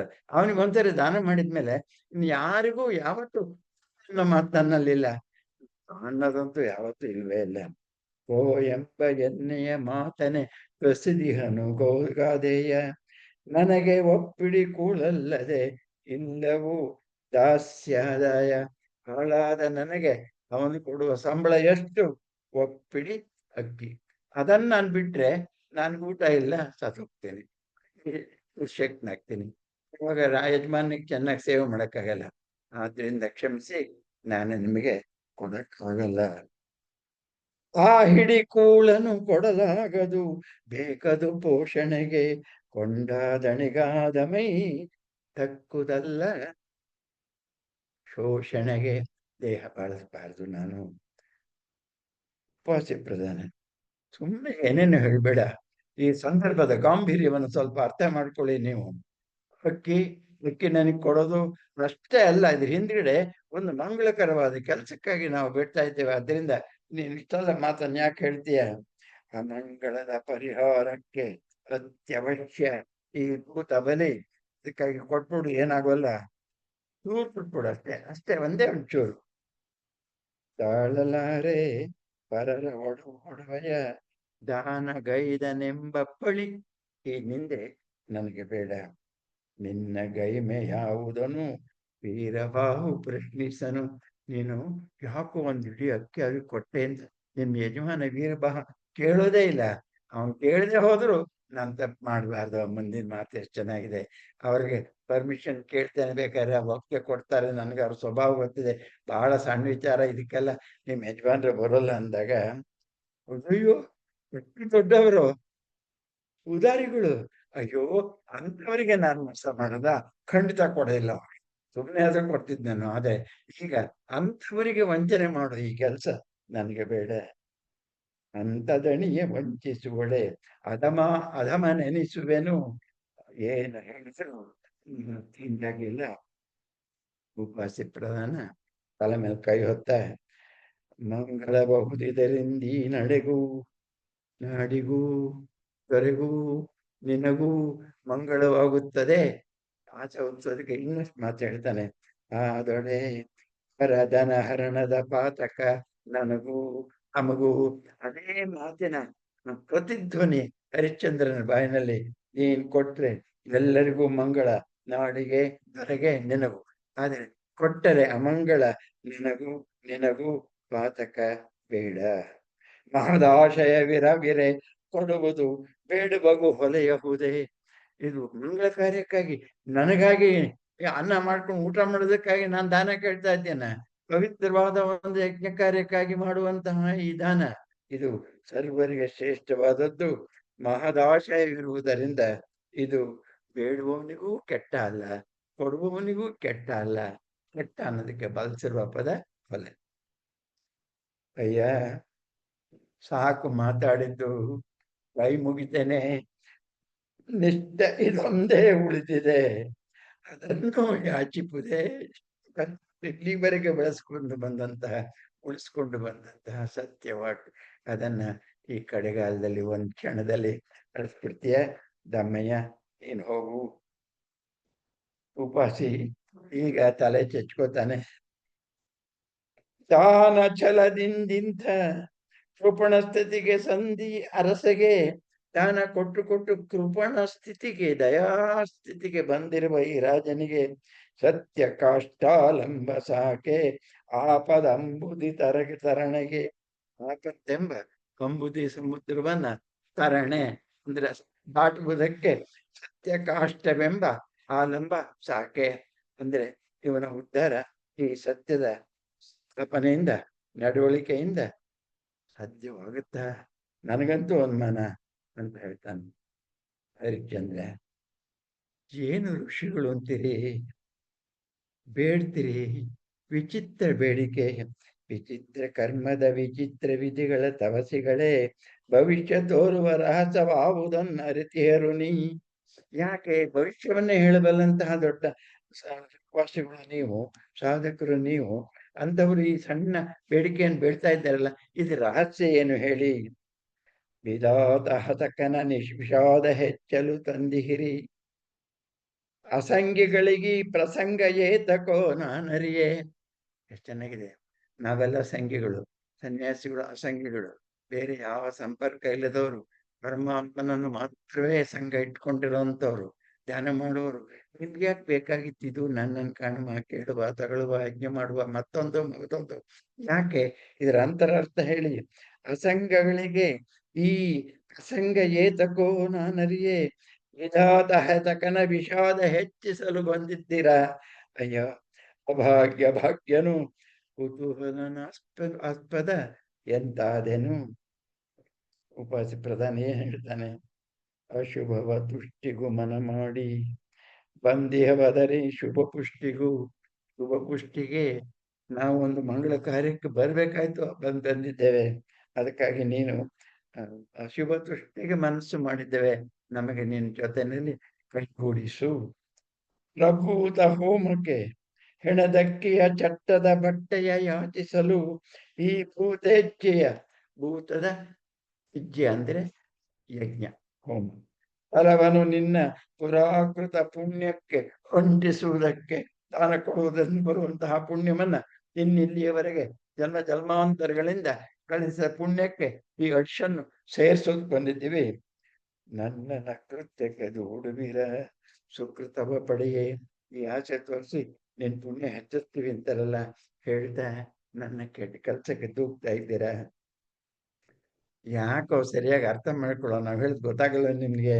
ಆವುದು ವಿಷ, ಆವುದು ಅಮೃತ, ಇದನ್ನ ಅರಿತವರಾರು. ಪರಮಾತ್ಮನಾದ ಶಿವನನ್ನು ನೋಡಿ, ಅವನ ಹಣೆಯ ಮೇಲೊಂದು ಚಂದ್ರನ ಇಟ್ಕೊಂಡಿದ್ದಾನೆ, ಕುತ್ತಿಗೆನಲ್ಲಿ ಒಂದು ಬುಸ್ ಅಂತ ಹಾವನ್ನು ಇಟ್ಕೊಂಡಿದ್ದಾನೆ. ಯಾವುದು ಮಂಗಳ, ಯಾವುದು ಅಮಂಗಳ, ಇದನ್ನ ಅರಿತವರಾರು. ಇದು ಬೇಕೇನೆ, ಅದು ಬೇಡನೆ ನಿರ್ಣಯಿಸುವರಾರು. ಕರದೊಳು ತಲೆ, ಪರಮಾತ್ಮನ ಚಿತ್ರ ನಾನು ಹೇಳಿ ತಮಾಷೆಗೆಲ್ಲ ಪೂಜನವರ ಹೇಳಿದ್ದಾನೆ. ಕೊರಲಿನಗರ ತನುನಾಗರ ವೈಶ್ವಾನರನು, ಬೆಂಕಿ ಶಿವನ ಬಾಯಿ. ಕರದೊಳು ತಲೆಯೋಡು ಎಡದೊಳು ಗೌರಿಯ ಲಲಿತ ತನು, ಲಲಿತ ಮನೋಹರ. ಜಡೆಯಳು ಸುಂದರ ಶಶಿಕಲೆ, ಚಂದ್ರ. ಗಂಗೆಯ ಜಲಹಸಿತ, ನಗಿತಾ ಇರೋ ಗಂಗೆ. ಅಶುಭ ಅಶುಭ ಶವಭಸಿತ, ಶಿವಗಾವುದು ಹಿತ ಅಹಿತ. ಅವನು ಹಚ್ಕೊಂಡ್ರು ವಿಭೂತಿ, ಆ ಹಣದ ಬೂದಿ. ಆದ್ದರಿಂದ ಹೇಳು, ಯಾವುದು ಹಿತ ಯಾವುದು ಅಹಿತ. ಎಷ್ಟೋ ಕಾಯಿಲೆಗಳಿಗೆ ಚೂರು ವಿಷ ಬಳಸ್ತಾರೆ, ವಿಷವೂ ಮಂಗಳವಾಗಬಹುದು ಸಂದರ್ಭವಶಾತ್. ನಸು ವಿಷವಪ್ಪುದು ಭೇಷಜ ರೂಪವಾಳಿಸಿ, ಇಂಥ ಶೋಕದ ಮಿತಿಗಳು ನಲ್ಮೆಯ ರುಚಿಗಳಿಸೆ. ಧರ್ಮ ಅಧರ್ಮದ ದೋಹಳವಿಲ್ಲದೆ ಉಲಿಸಹುದೇ. ಅಂಟು ಬೇಕು. ಕೆಲವು ಸಮಯ ಒಂಚೂರು ಒಳ್ಳೇದಾಗೋದಕ್ಕಾಗಿ 5 ಪೈಸೆ ಅಧರ್ಮ ಮಾಡಬೇಕಾಗತ್ತೆ. ಅವನ ಮನಸ್ಸನ್ನು ಏನೇನೋ ಮಾಡ್ತಾನೆ, ಆದ್ರೆ ಆ ಗಟ್ಟಿ ಮನಸ್ಸು ಚೇಂಜ್ ಆಗೋದಿಲ್ಲ. ನುಡಿದಂದದಿ ನಡೆವೆಚ್ಚೆಗೆ ನುಡಿದಂದದಿ ನಡೆವ ಇಚ್ಛೆಗೆ ತುಸು ಚೂರು ವಂಚನೆ ಬೆರೆಸಿ ತನು ಜನ ನೀನುಳಿಸಿದೆ ಅಂದು. ಸುಳ್ಳು ಹೇಳಿಲ್ವಾ? ಹಾಗೆ ಈಗ ಒಂಚೂರು ಒಂದು 10 ಪೈಸಾ ಸುಳ್ಳು ಹೇಳು. ಪಿತೃಧರ್ಮವನ್ನು ಉಳಿಸಲು ಅಂದು ಸುಳ್ಳು ಹೇಳಿದೆ. ಈಗಳು ಅದ ಪ್ರಜೆ ಪೊರೆಯುವ ಧರ್ಮಕ್ಕೆ ಹೊಂದಿಸದೆ ಬಹಳ ವಿಶಾಲವಾದ ದೊಡ್ಡ ಕೆಲಸಕ್ಕೆ ನೋಡಿದ್ದ ನಡೆಸುವ ಚಲವಾಡಿ ದುರ್ಗತೆಗಳಿದೆ. ಮಾಡ್ತೀನಿ ಮಾಡ್ತೀನಿ ಅಂತ ಜಂಬಕ್ ಬಿತ್ತು, ದಾನದ ಮದಕ್ ಬಿತ್ತು ದುರ್ಗತೆಗಳಿದ್ದೀಯ. ಒಂಚೂರು ಮಾಡ್ದಲೇನೆ ಅದೇನು ನೀನೇ ಮಾಡ್ಕೊಂಡಿರೋಂಥದ್ದು ಹಿಂದೆಲ್ಲ. ಅದರಿಂ ಕೊಡೆ ಮನ ಮಾಡೋ ವೇದ ದ್ರವ್ಯಗಳ ದಾನದ ಶಾಂತಿಯ ಫಲದಿಂ ಪಡೆ ಕಲ್ಯಾಣಗಳ. ಮುಂದೆ ಹೇಳ್ತಾನೆ, ನಿನ್ ಮಗನ್ ಬದುಕಿಸ್ಬಿಡ್ತೀವಿ ಕಣೋ, ಇಷ್ಟು ಸಣ್ಣ ಹೋಮ ಮಾಡುವುದರಿಂದ. ಆಹಾ, ಎಂತ ಅದ್ಭುತ! ನಿನ್ನ ಸೂರ್ಯ ವಂಶ ನಿರಂತರವಾಗಿ ನಡೀತದೆ. ಹುಡುಗ ಬದುಕ್ಬಿಡ್ತಾನೆ. ಹೊಲತನದೊಳು ಹೊಲಯಾಗದ ತೆರನುಳಿವುದೇ ಚಂದ. ಹರಿಶ್ಚಂದ್ರ ಮಾತು ಎಷ್ಟು ಚೆನ್ನಾಗಿದೆ. ಈಗ ಹಿಂಗ್ ಮಾಡ್ತೀಯಲ್ಲ, ಆಗಂಗ್ ಮಾಡಿದ್ಯಲ್ಲ ಅಂದ್ರೆ, ಹೊಲೆತನದೊಳು ಹೊಲೆಯಾಗದೆ ಕೆಟ್ಟ ಆಗ್ದಲ್ಲನೆ ಉಳಿಯುವುದೇ ಚಂದ. ಮತ್ತೆ ಯಾಕೆ ಹಂಗ್ ಮಾಡಿದ್ದೆ ಅಂದ್ರೆ ಯಾರಿಗ್ ಗೊತ್ತು? ಯಾಕೆ ಹಂಗ್ ಮಾಡಿದ್ದೆ ನಂಗೆ ಗೊತ್ತಿಲ್ಲ. ಆದ್ರೆ ಇಷ್ಟು ಮಾತ್ರ ಹೇಳ್ತಾನೆ, ಈಗಳದೇಕೋ ಅದೆಂತೋ ನನಗಾಗಿದೆ ಶ್ರದ್ಧೆ, ಸತ್ಯದೋಳದರಿಂ ನೆಮ್ಮದಿ. ಸತ್ಯವೇ ಬಿಟ್ಟರೆ ನಾ ಕೆತ್ತೆ ಬಿದ್ದೆ, ಅದ ಮಾರುತ ಶುಭಗಳ ಕೊಳೆ ಅವೇ ಹಳಸಿದೊಳೆಂತು. ನನ್ನಿಯ ಹದುಳವನೀಗಲು ನನ್ನಿಯ ಹದುಳ ಕ್ಷೇಮವನ್ನ ನೀಗಲು ನನಗೇ ಗತಿ ಉಂಟು. ಮುಂದೆ ನಾನೇನಾಗಿ ಹೋಗ್ತೇನೆ. ಯಾಕೆಂದ್ರೆ ಧರ್ಮೋ ರಕ್ಷತಿ ರಕ್ಷಿತ ಅಂತ ಚಿಕ್ಕ ವಯಸ್ಸಿನಿಂದ ನಾನು ಹೇಳ್ಕೊಂಡು ಬಂದಿದ್ದೇನೆ. ಆ ಧರ್ಮವನ್ನು ರಕ್ಷಿಸದೆ ಹೋದರೆ ಧರ್ಮವು ನನ್ನನ್ನು ರಕ್ಷಿಸುವುದಿಲ್ಲ. ಆದ್ದರಿಂದ ಮುಂದೆ ಏ ಗತಿ ಪರೆದ ಧರ್ಮವೇ ಪರವುದು ಎಂಬಿ ನಲ್ನುಡಿಗೆ ಮನ್ನೆ ಇತ್ತೆನ್ನೆಯ ಮನ ನಿಂತುವುದು ಒಂದು ನೆಲೆಗೆ. ಅದನ್ನು ದಯವಿಟ್ಟು ನೀವು ತಪ್ಪಿಸ್ಬೇಡ ಅಂತ ಹೇಳ್ತಾನೆ. ಒಂದು ಪುಟ ಮುಂದಕ್ಕೆ ಹೋಗ್ತಾನೆ. ಪುಟ 67. ಚಂದ್ರಮತಿ. ಇಲ್ಲ, ಅವನಿಗೆ ಮಗ ಗೊತ್ತಿದ್ಯಾ ಅಂತ ಮುಂದೆ ಮಗನ ಗೊತ್ತಿದ್ಯಾ? ಇಲ್ಲ, ಎಲ್ಲಂದ್ರೆ ನಾನು ಮುಂದೆ ಬರುತ್ತೆ ಆ ಮಾತು. ಚಂದ್ರಮತಿ ಇನ್ನೂ ಭೇಟಿ ಆಗಿಲ್ಲ ಹರಿಶ್ಚಂದ್ರನ್ನ. ಮಸಣದ ಕಾವಳ ನೋಡ್ತಿದ್ದಾನೆ. ನನಗೆ ಹೆಲ್ಪ್ ಮಾಡುವುದಕ್ಕೆ ಬೇಡಕ್ಕೆ ಆಗಲ್ಲ ಅಂದಾಗ ಇರಬಾರ್ದು ಹೋಗ್ತಾನೆ. ಹನೆ ಇಲ್ಲಿ ಹನೆ ಎಲ್ಲಿ ಹನಿ ಮಸಣವ ಕಾವಾಳು ತತ್ತಲ್ಲದೆ ಸುಳಗುಡದಾಳು ಏನಿಲ್ಲದ ಕಡುಬಡವೆನ ಮಸಣದೆ ತಿರಿವೆ ಹಸುಳೆಯ ಒಂಟಿಗೆ ಬಿಟ್ಟು ದೆಸೆಗೆಟ್ಟು ಬಂದಿಹೆ ನಾನು. ಹಸಿರೊಳು ನಾನು ಬಂದಿದ್ದೇನೆ, ನಾನೇನ್ ಮಾಡ್ಲಿ ಅಂತೇಳಿ.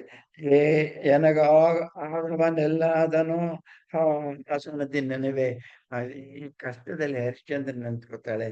ನಮ್ ಗಂಡ ಇದ್ದಿದ್ದು ಏನಾದ್ರು ಮಾಡ್ಬಿಡ್ತಾ ಇದ್ರೆ ಹೆಲ್ಪು, ತಪ್ಪಿದಾರೋ ಏನೋ ಗೊತ್ತಿಲ್ಲ. ನನಗಾದವನು ಇಂಥ ಕಷ್ಟಗಳಿಗೆಲ್ಲ ನನಗೆ ಹೆಗಲ್ ಕೊಡ್ತಾ ಇದ್ದ ನನ್ನ ಗಂಡ ಎಲ್ಲಿದ್ದಾನು ಅಂತ. ಇಲ್ಲೇ ಇದ್ದಾನೆ, ಅದೆಷ್ಟು ಹೆಗಲ್ ಕೊಡ್ತಾನೆ ನಾವೀಗ ನೋಡ್ತೀವಿ.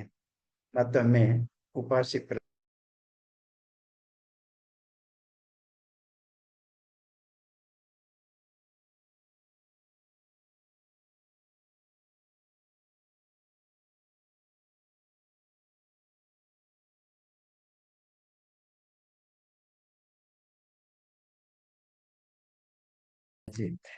ಊರಿಗೆ ದುಃಖದಿಂದ ಆಹತರಾದವರನ್ನು ಪ್ರಶ್ನಿಸುವ ನನ್ನ ದುರ್ನಯವನು ಮನ್ನಿಸು ಮಾನಿ ಸೌಭಾಗ್ಯವ ಕಂಡವಳಂತಿಹೆ. ಅದ್ರಿಂದ ತಳೆದ ಕುತೂಹಲವ. ಈ ಪ್ರಶ್ನೆ ಕೇಳಿದ್ರೆ ಹೇಳಿದರಕ್ಕಾಗಲ್ಲ, ಅದಕ್ಕೆ 4 ಮಾತಾಡಿ ಹೇಳ್ತಾಳೆ.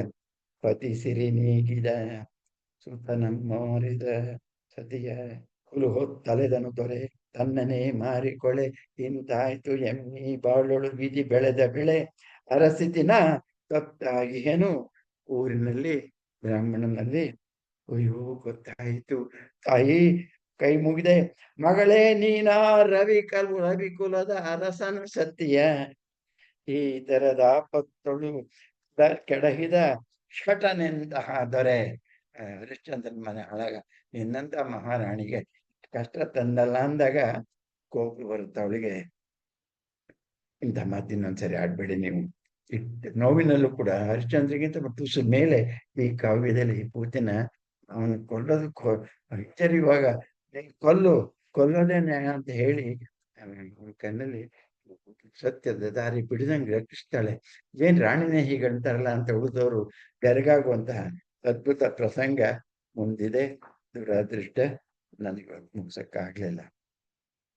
ಪತಿಯನ್ನು ಕುರಿತು ಈ ಕೆಡುನುಡಿ ಆಡದಿರೆ ನನ್ನೊಪ್ಪಿಗೆಯಿಂದ ತನು ಧರ್ಮದ ನಂಬಿದ ನಿಂತ ಪರಿ ಮಾರಿ ಬೇಡಲು ಮುನಿ ಬೇಡಲು ದೊರೆ ಹಿಂಜರಿಯದೆ ಕೊಡೆ ನಾನೇ ನೀರೆರಿದೆನು ದಕ್ಷಿಣೆಗೆ. ಅವನೆಲ್ಲ ಕಾರ್ಯಕ್ಕೆ ನನ್ನ ಸಹಮತ ಇದೆ. ಅವನನ್ನ ದಯವಿಟ್ಟು ಮಾಡ್ಬೇಡಿ, ಅವನು ಮಾಡಿದಿರಲ್ಲ ನಾನು ಭಾಗಿಯಾಗಿದ್ದೇನೆ ಅಂತ ಹೇಳುವಾಗ ಕೆರೆಯಲ್ಲಿ ಕೂಗು ಕೇಳ್ತದೆ. ಇಲ್ಲೊಂದು ಹೆಣ ಸುಡ್ತಾ ಇದೆ. ಏ ಮಸಣಿಗ, ಯಾರದು? ಕೊಡ್ಬೇಕಾದ ಹಣ ಅಕ್ಕಿ ಎಲ್ಲ ತಗೊಂಡಿದ್ಯಾ ನೀನು? ತೆರೆಯ ಮರೆಯಲ್ಲಿ, ಇದು ನಾಟಕ ತಾನೆ, ಮರೆಯಿಂದ ಕೇಳ್ತಾರ ಮಾತು. ಮಸಣಿಗ ಈ ಚೆತೆಗೈದವರಾರು ಹೆಣದವರಲ್ಲಿ? ಅಯ್ಯೋ ಯಾರೀತು? ಈತ ಯಾರು? ಅವಳು ಗೊತ್ತಾಗಿದೆ, ಧ್ವನಿ ಗೊತ್ತಾಗೋದಿಲ್ವೇ? ಮಾತಾಡ್ತಾಳೆ. ಉಪಾಸಿ ಪ್ರಧಾನ ಹೇಳ್ತಾನೆ, ಮಸಣವಂತ ಬಾಳಿನ ನನ್ನಿಕಾರ ನಿಷ್ಕರುಣಿ. ಯಾರದ್ದು ಧ್ವನಿ? ಹೇಳ್ತಾನೆ ನಿಷ್ಕರುಣಿ, ಹರಿಶ್ಚಂದ್ರ ಅಂತ ಹೇಳಿಲ್ಲ. ತೆರೆಯಲ್ಲಿ ಹರಿಶ್ಚಂದ್ರ ಮತ್ತೆ ಹೇಳ್ತಾನೆ, ಅಡಗಿಹರವರು ಚಿಂತೆ ಮೇಲೆ ಹೆಣ್ಣಟ್ಟವರು ನುಡಿಗೊಡರೇಕೆ ಸುಳ್ಳು ಹಾಗವ. ಕೊಡೋದಕ್ಕಾಗದೆ ಒಂದು ಹಾಗ ಹಣವನ್ನ ಕೊಡದಿರೆ ಕೆಡಿಸುವ ಚಿತೆಯೇ. ಬಿಡು ಮಸಣಿಗ. ಅಯ್ಯೋ ದಮ ಇದ್ದೇನೆ, ಹಣ ಎಳಿಬೇಡಿದ್ದೆ. ಅವನಿಗೆ ಕರುಣೆ ಪಾಪ ಮಸಣಿಗೆನೆ. ತಡೆ ಕೈ ತೆಗೆ, ಹೆಣವೇನಪ್ಪ ಮಾಡಿತ್ತು ನಿನಗೆ. ಅದೇನ್ ತಾನೇ ಬಂದು ಕೂತ್ಕೊಂಡ ಸುಡ್ಕೆ ಯಾರ ಸುಡಕ್ ಇಟ್ಟಿದ್ದಾರೆ, ಅವ್ರಿಗೇನಾರು ಅವನು ಹೆಣಕ್ಕೆ ಹಾಕ್ಬೇಡ ಅಂತ ಕೈ ಮುಗ್ತಾನೆ ಉಪಾಸಿ. ಹರಿಶ್ಚಂದ್ರ ಇತ್ತ ಬಾರೋ, ಚಿತೆಯ ಸಂಗತಿಯ ನರಿಬೆ ಬಾ ಇತ್ತ ಬಾರೋ. ಈಗ ಮತ್ತೊಮ್ಮೆ ಕಡೆಯದಾಗಿ ಪ್ರಲೋಭನ ಮಾಡ್ತಾರೆ. ಅಯ್ಯೋ ಮಸಣದ ಆಳಾದನೆ ನನ್ನೆರೆಯ, ನನ್ನ ಪತಿ ಇನಕುಲದ ನನ್ನಿಂತ ಗತಿ ಬಂದಿದೆ. ಅರಿಯದೆ ಹೇಗೈವೆನೋ ಹಸಿಳಗೆ ಹೇಗೈವನೋ. ಅವನು ನಂಗನ್ ಗೊತ್ತಿಲ್ದಿರೋದ್ರಿಂದ ಏನ್ ಮಾಡ್ತಾನೋ ಅಂತ ಗೋಳಾಡ್ತಾಳೆ. ಹರಿಶ್ಚಂದ್ರ ಕಂಡಿರೆ ತವಸಿಗಳೇ, ಮಸಣದೊಳು ಪಿಟ್ಟಿಯ ಗಿಟ್ಟಿಸಲೆಳೆಸುವ ಪಂಡರನು. ನೋಡ್ರಿ, ಯಾರ ಬಂದಿದ್ದಾರೆ ಹೆಣ ಸುಡಕ್ಕೆ, ಕೊಡ್ಬೇಕಾದ್ದು ವೀರಬಾಹುಗೆ ಕೊಡ್ಬೇಕಾದ್ದು ಟ್ಯಾಕ್ಸ್ ಸ್ವಲ್ಪ ಕೊಡ್ಬೇಕೋ ಬೇಡವೋ, ಮೋಸ ಮಾಡಕ್ ಬಂದಿದ್ದಾರೆ. ಕಂಡಿರ ತವಸಿಗಳೇ, ಮಸಣದೊಳು ಪಿಟ್ಟಿಯ ಗಿಟ್ಟಿಸಲೆಳೆಸುವ ಬಂಡಿರನು ಕಟ್ಟಿಗೆ ಏರಿಸಿ ಶವವನ್ನು ದೃಷ್ಟಿಗೆ ಬೀಳದೆ ಅಡ್ಕೊಂಡಿರೋ ಪುಂಡರನು ತನ್ನ ಹೆಂಡತಿಗೆ ಬೈತಾರರು. ಮಸಣದ ಬಾಡಿಗೆಗೂ ಗತಿ ಇಲ್ಲದ ಕೃಪಣರಿಗೆ ಏತಕ್ಕೆ ಸುಡುವ ಬಯಕೆ, ಸರ್ವಂಬಹೆ ಭಾಗೀರಥಿ ಇಲ್ಲವೇ ಅಂತಹ ಹೆಣಕ್ಕೆ. ಭಾಗೀರಥಿ ಇದ್ದಾಳೆ, ಸರ್ವಂಬಹೆ ಎಲ್ಲ ದುಃಖವನ್ನು ತಾನು ತೆಗೆದುಕೊಳ್ಳೋಳು. ಅದು ತಗೊಂಡೋಗಿ ಹಾಕ್ಬಾರ್ದ ಹೆಣನ? ಸುಡಗತಿ ಇಲ್ಲದೆ ಹೋದ್ಮೇಲೆ ಇಲ್ಲಿ ಯಾಕೆ ಬರ್ಬೇಕು? ಎಂದಲೇ ಮಗನ ಹೆಣ, ತನ್ನ ಹೆಂಡತಿ ಬಂದಿರೋಂಥವಳು. ಗೊತ್ತಿಲ್ದೇ ಈ ಮಾತುಗಳನ್ನ ಹೇಳುವಾಗ ನಾಟಕ ನೋಡುವ ಮನಸ್ಸಿಗೆ ಏನು ಆಗ್ಬೋದು. ತಟ್ಟನೆ ಮುಂದೆ ಬರ್ತಾಳೆ. ಅವನು ಕಾವಲು ಬರ್ತೀಯ ಕಂಡನು ಈ ಹೊಸದಾದ ಹೆಣವನ್ನ. ಅರಳಿಯುವ ಶವಕಾರನೆ ಉತ್ತರ ಬರದೆ ಚಿತೆಯಿಂದ ಬಾಲಕರನು ಧರೆಗೆಳೆದೆ ಅಂತ ಹೇಳ್ತಾನೆ. ರೀತಿ ಚಂದ್ರಮತಿ ಈಗ ಬರ್ತಾಳೆ. ಅಯ್ಯೋ ಬೇಡಿ ಅಂತ ಕೂಗುತ್ತೀನಿ. ಅತ್ಯಂತ ದುಃಖದಲ್ಲಿ ಬರುವಂತಹ ಈ ಮಾತು ತುಂಬಾ ಚೆನ್ನಾಗಿದೆ. ರಾಘವನ್ ಹರಿಶ್ಚಂದ್ರ ಕಾವ್ಯದಿಂದ ತೆಗೆದುಕೊಂಡಿರೋ ಮಾತು. ಹೇಗೈದೆಯೋ ತಂದೆ ಏನಗೈದೆ, ನೊಂದನಲ ಸುಕುಮಾರಂ ನೊಂದನಲ ಹೆತ್ತವರಿಂದೀತರ ಭಂಗವೇ ಸತ್ತವಗೆ. ಮಗನೆಂದರಿಯದೆ ಹೋದೆಯ ಮಗನೇ, ಈಗ ಹರಿಶ್ಚಂದ್ರನಿಗೆ ದಿಗ್ಭ್ರಾಂತಿ ಆಗುತ್ತೆ. ಯಾರಿದು ರೋಹಿತಾಶ್ವನ ಮಾತೆ ಹರಿಶ್ಚಂದ್ರಳ ಅಂತ ಹೇಳಿ ಎಲ್ಲ ತನಗೆ ಸುತ್ತಕೊಳ್ತಾ ಇದ್ದಾಗ ಅನ್ನುವಾಗ, ನನ್ನ ಮಗನೇ, ಅಯ್ಯೋ ತಂದೆ ನಾನೇ ಪಾಪಿನ ಪಾಪಿ, ತಲೆ ಚಚ್ಕೊಳ್ಳೋದಂಗ ಸರಿ, ಆದ್ರೆ ಹೆಣ್ಣು ಸುಳಕ್ ಬಿಡೋದಿಲ್ಲ ಅನ್ನೋ ಮಾತು ನಮ್ಮ ಅಪ್ಪಣೆಯನ್ನು ಬೇರೆ ಅವಳು ಸುಳಕ್ ಹೋಗಿದ್ದಾಳೆ ಅನ್ನೋ ಕಾರಣಕ್ಕಾಗಿ ಆ ತಪ್ಪಿಗಾಗಿ ಚಂದ್ರಮತಿಗೆ ಬರುವಂತಹ ಮರಣದಂಡನೆ ಒಂದೇ ಒಂದು ಮುಂದಿನ ಭಾಗದಲ್ಲಿ ವ್ಯತ್ಯಾಸ ಅಂತ ಹೇಳಿದ್ರೆ, ಶಿವ ಪ್ರತ್ಯಕ್ಷನಾಗಿ ಚಂದ್ರಮತಿ ಕುತ್ತಿಗೆ ಮೇಲೆ ಬೀಳ್ತಾ ಇರೋ ಕುತ್ತಿಗೆಗೂ ನಡುವೆ ಪ್ರತ್ಯಕ್ಷನಾಗಿ ಸಂಹಾರ ಮಾಡೋದನ್ನು ನಿಲ್ಲಿಸಿ ಜಗತ್ತಿಗೆ ಹರಿಶ್ಚಂದ್ರನ ಹಾಡಿ ಹೋಗ್ಲಿ, ಅವನ ಕೀರ್ತಿ ಅಚಂದ್ರಾರ್ಕವಾಗಿ ಮಾಡೋ ಹಾಗೆ ಸಾಕ್ಷಾತ್ ಪರಮಾತ್ಮನೇ ಮಾಡ್ತಾನೆ ಅನ್ನೋದು ಮೂಲ ಕಥೆ. ಇಲ್ಲಿ ಅಘಟಿತ ಘಟನೆಗಳನ್ನ ಹೇಳೋದಕ್ಕೆ ಇಷ್ಟಪಡದೇ ಇರೋ ಪೂತಿನ್ ಅವರು ಕಣ್ಣಂತರ ಅದ್ಭುತವಾಗಿ ನಿಲ್ಲಿಸ್ತಾರೆ. ವಿಶ್ವಾಮಿತ್ರನನ್ನೇ ಆ ಸಂದರ್ಭದಲ್ಲಿ ಬಂದು, ಕೊಲ್ಲಬೇಡ, ನಾನು ನಿನ್ನನ್ನ ಈ ಕೊಲೆಯಿಂದ ದೂರ ಮಾಡಿದ್ದೇನೆ, ಎಲ್ಲ ನನ್ನದೇ ಆಟ ಅಂತ ಹೇಳಿ ಎಲ್ಲರೂ ಬಹಿರಂಗಕ್ಕೆ ಬರ್ತಾರೆ. ಅವುಕ ಯಾರು ಮತ್ತೊಬ್ಬ್ಯಾರು ನಕ್ಷತ್ರಿಕ ಯಾರು ಎಲ್ಲರೂ ಪರಿಚಯ ಮಾಡಿಕೊಡ್ತಾರೆ.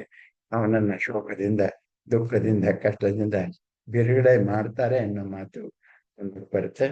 ಅನುಕೂಲ ಆದ್ರೆ ಇನ್ನೊಂದು ದಿವಸ ಹೋಗ್ತೇನೆ. ನಮಸ್ಕಾರ. ಕಾಲೇ ವರ್ಷತು ಪರ್ಜನ್ಯ, ಪರ್ಜನ್ಯ ಮಳೆ, ಕಾಲ ಕಾಲಕ್ಕೆ ಮಳೆ ಬರಲಿ. ಪೃಥ್ವಿ ಸಸ್ಯಶಾಲಿನಿ, ದೇಶೋಯಂ ಕ್ಷೋಭರಹಿತೋ, ಬ್ರಾಹ್ಮಣ ಸಂತು ನಿರ್ಭಯ, ಪುತ್ರ ಪುತ್ರಿಣ ಸಂತು, ಮಕ್ಕಳಿದ್ದವರಿಗೆ ಮಕ್ಕಳಾಗ್ಲಿ, ಮಕ್ಕಳಾದವರಿಗೆ ಮೊಮ್ಮಕ್ಕಳಾಗ್ಲಿ, ಪುತ್ರಿಣ ಸಂತು ಪೌತ್ರಿಣ, ಅದನ ಸದನ ಸಂತು ಆಗಲಿ, ಅದನರು ನಿರ್ಧನರು ಸಧನರಾಗಲಿ, ಶ್ರೀಮಂತರಾಗಲಿ, ಜೀವಂತು ಶರದಂ ಶತಂ, 100 ಷರತ್ತುಗಳನ್ನ ಜೀವ ಕಾಣ್ಲಿ, ವರ್ಷಗಳನ್ನ ಬಾಳ್ಲಿ ಅಂತೇಳಿ ಬಂಧುಗಳಿಗೆ ನಮಸ್ಕಾರ.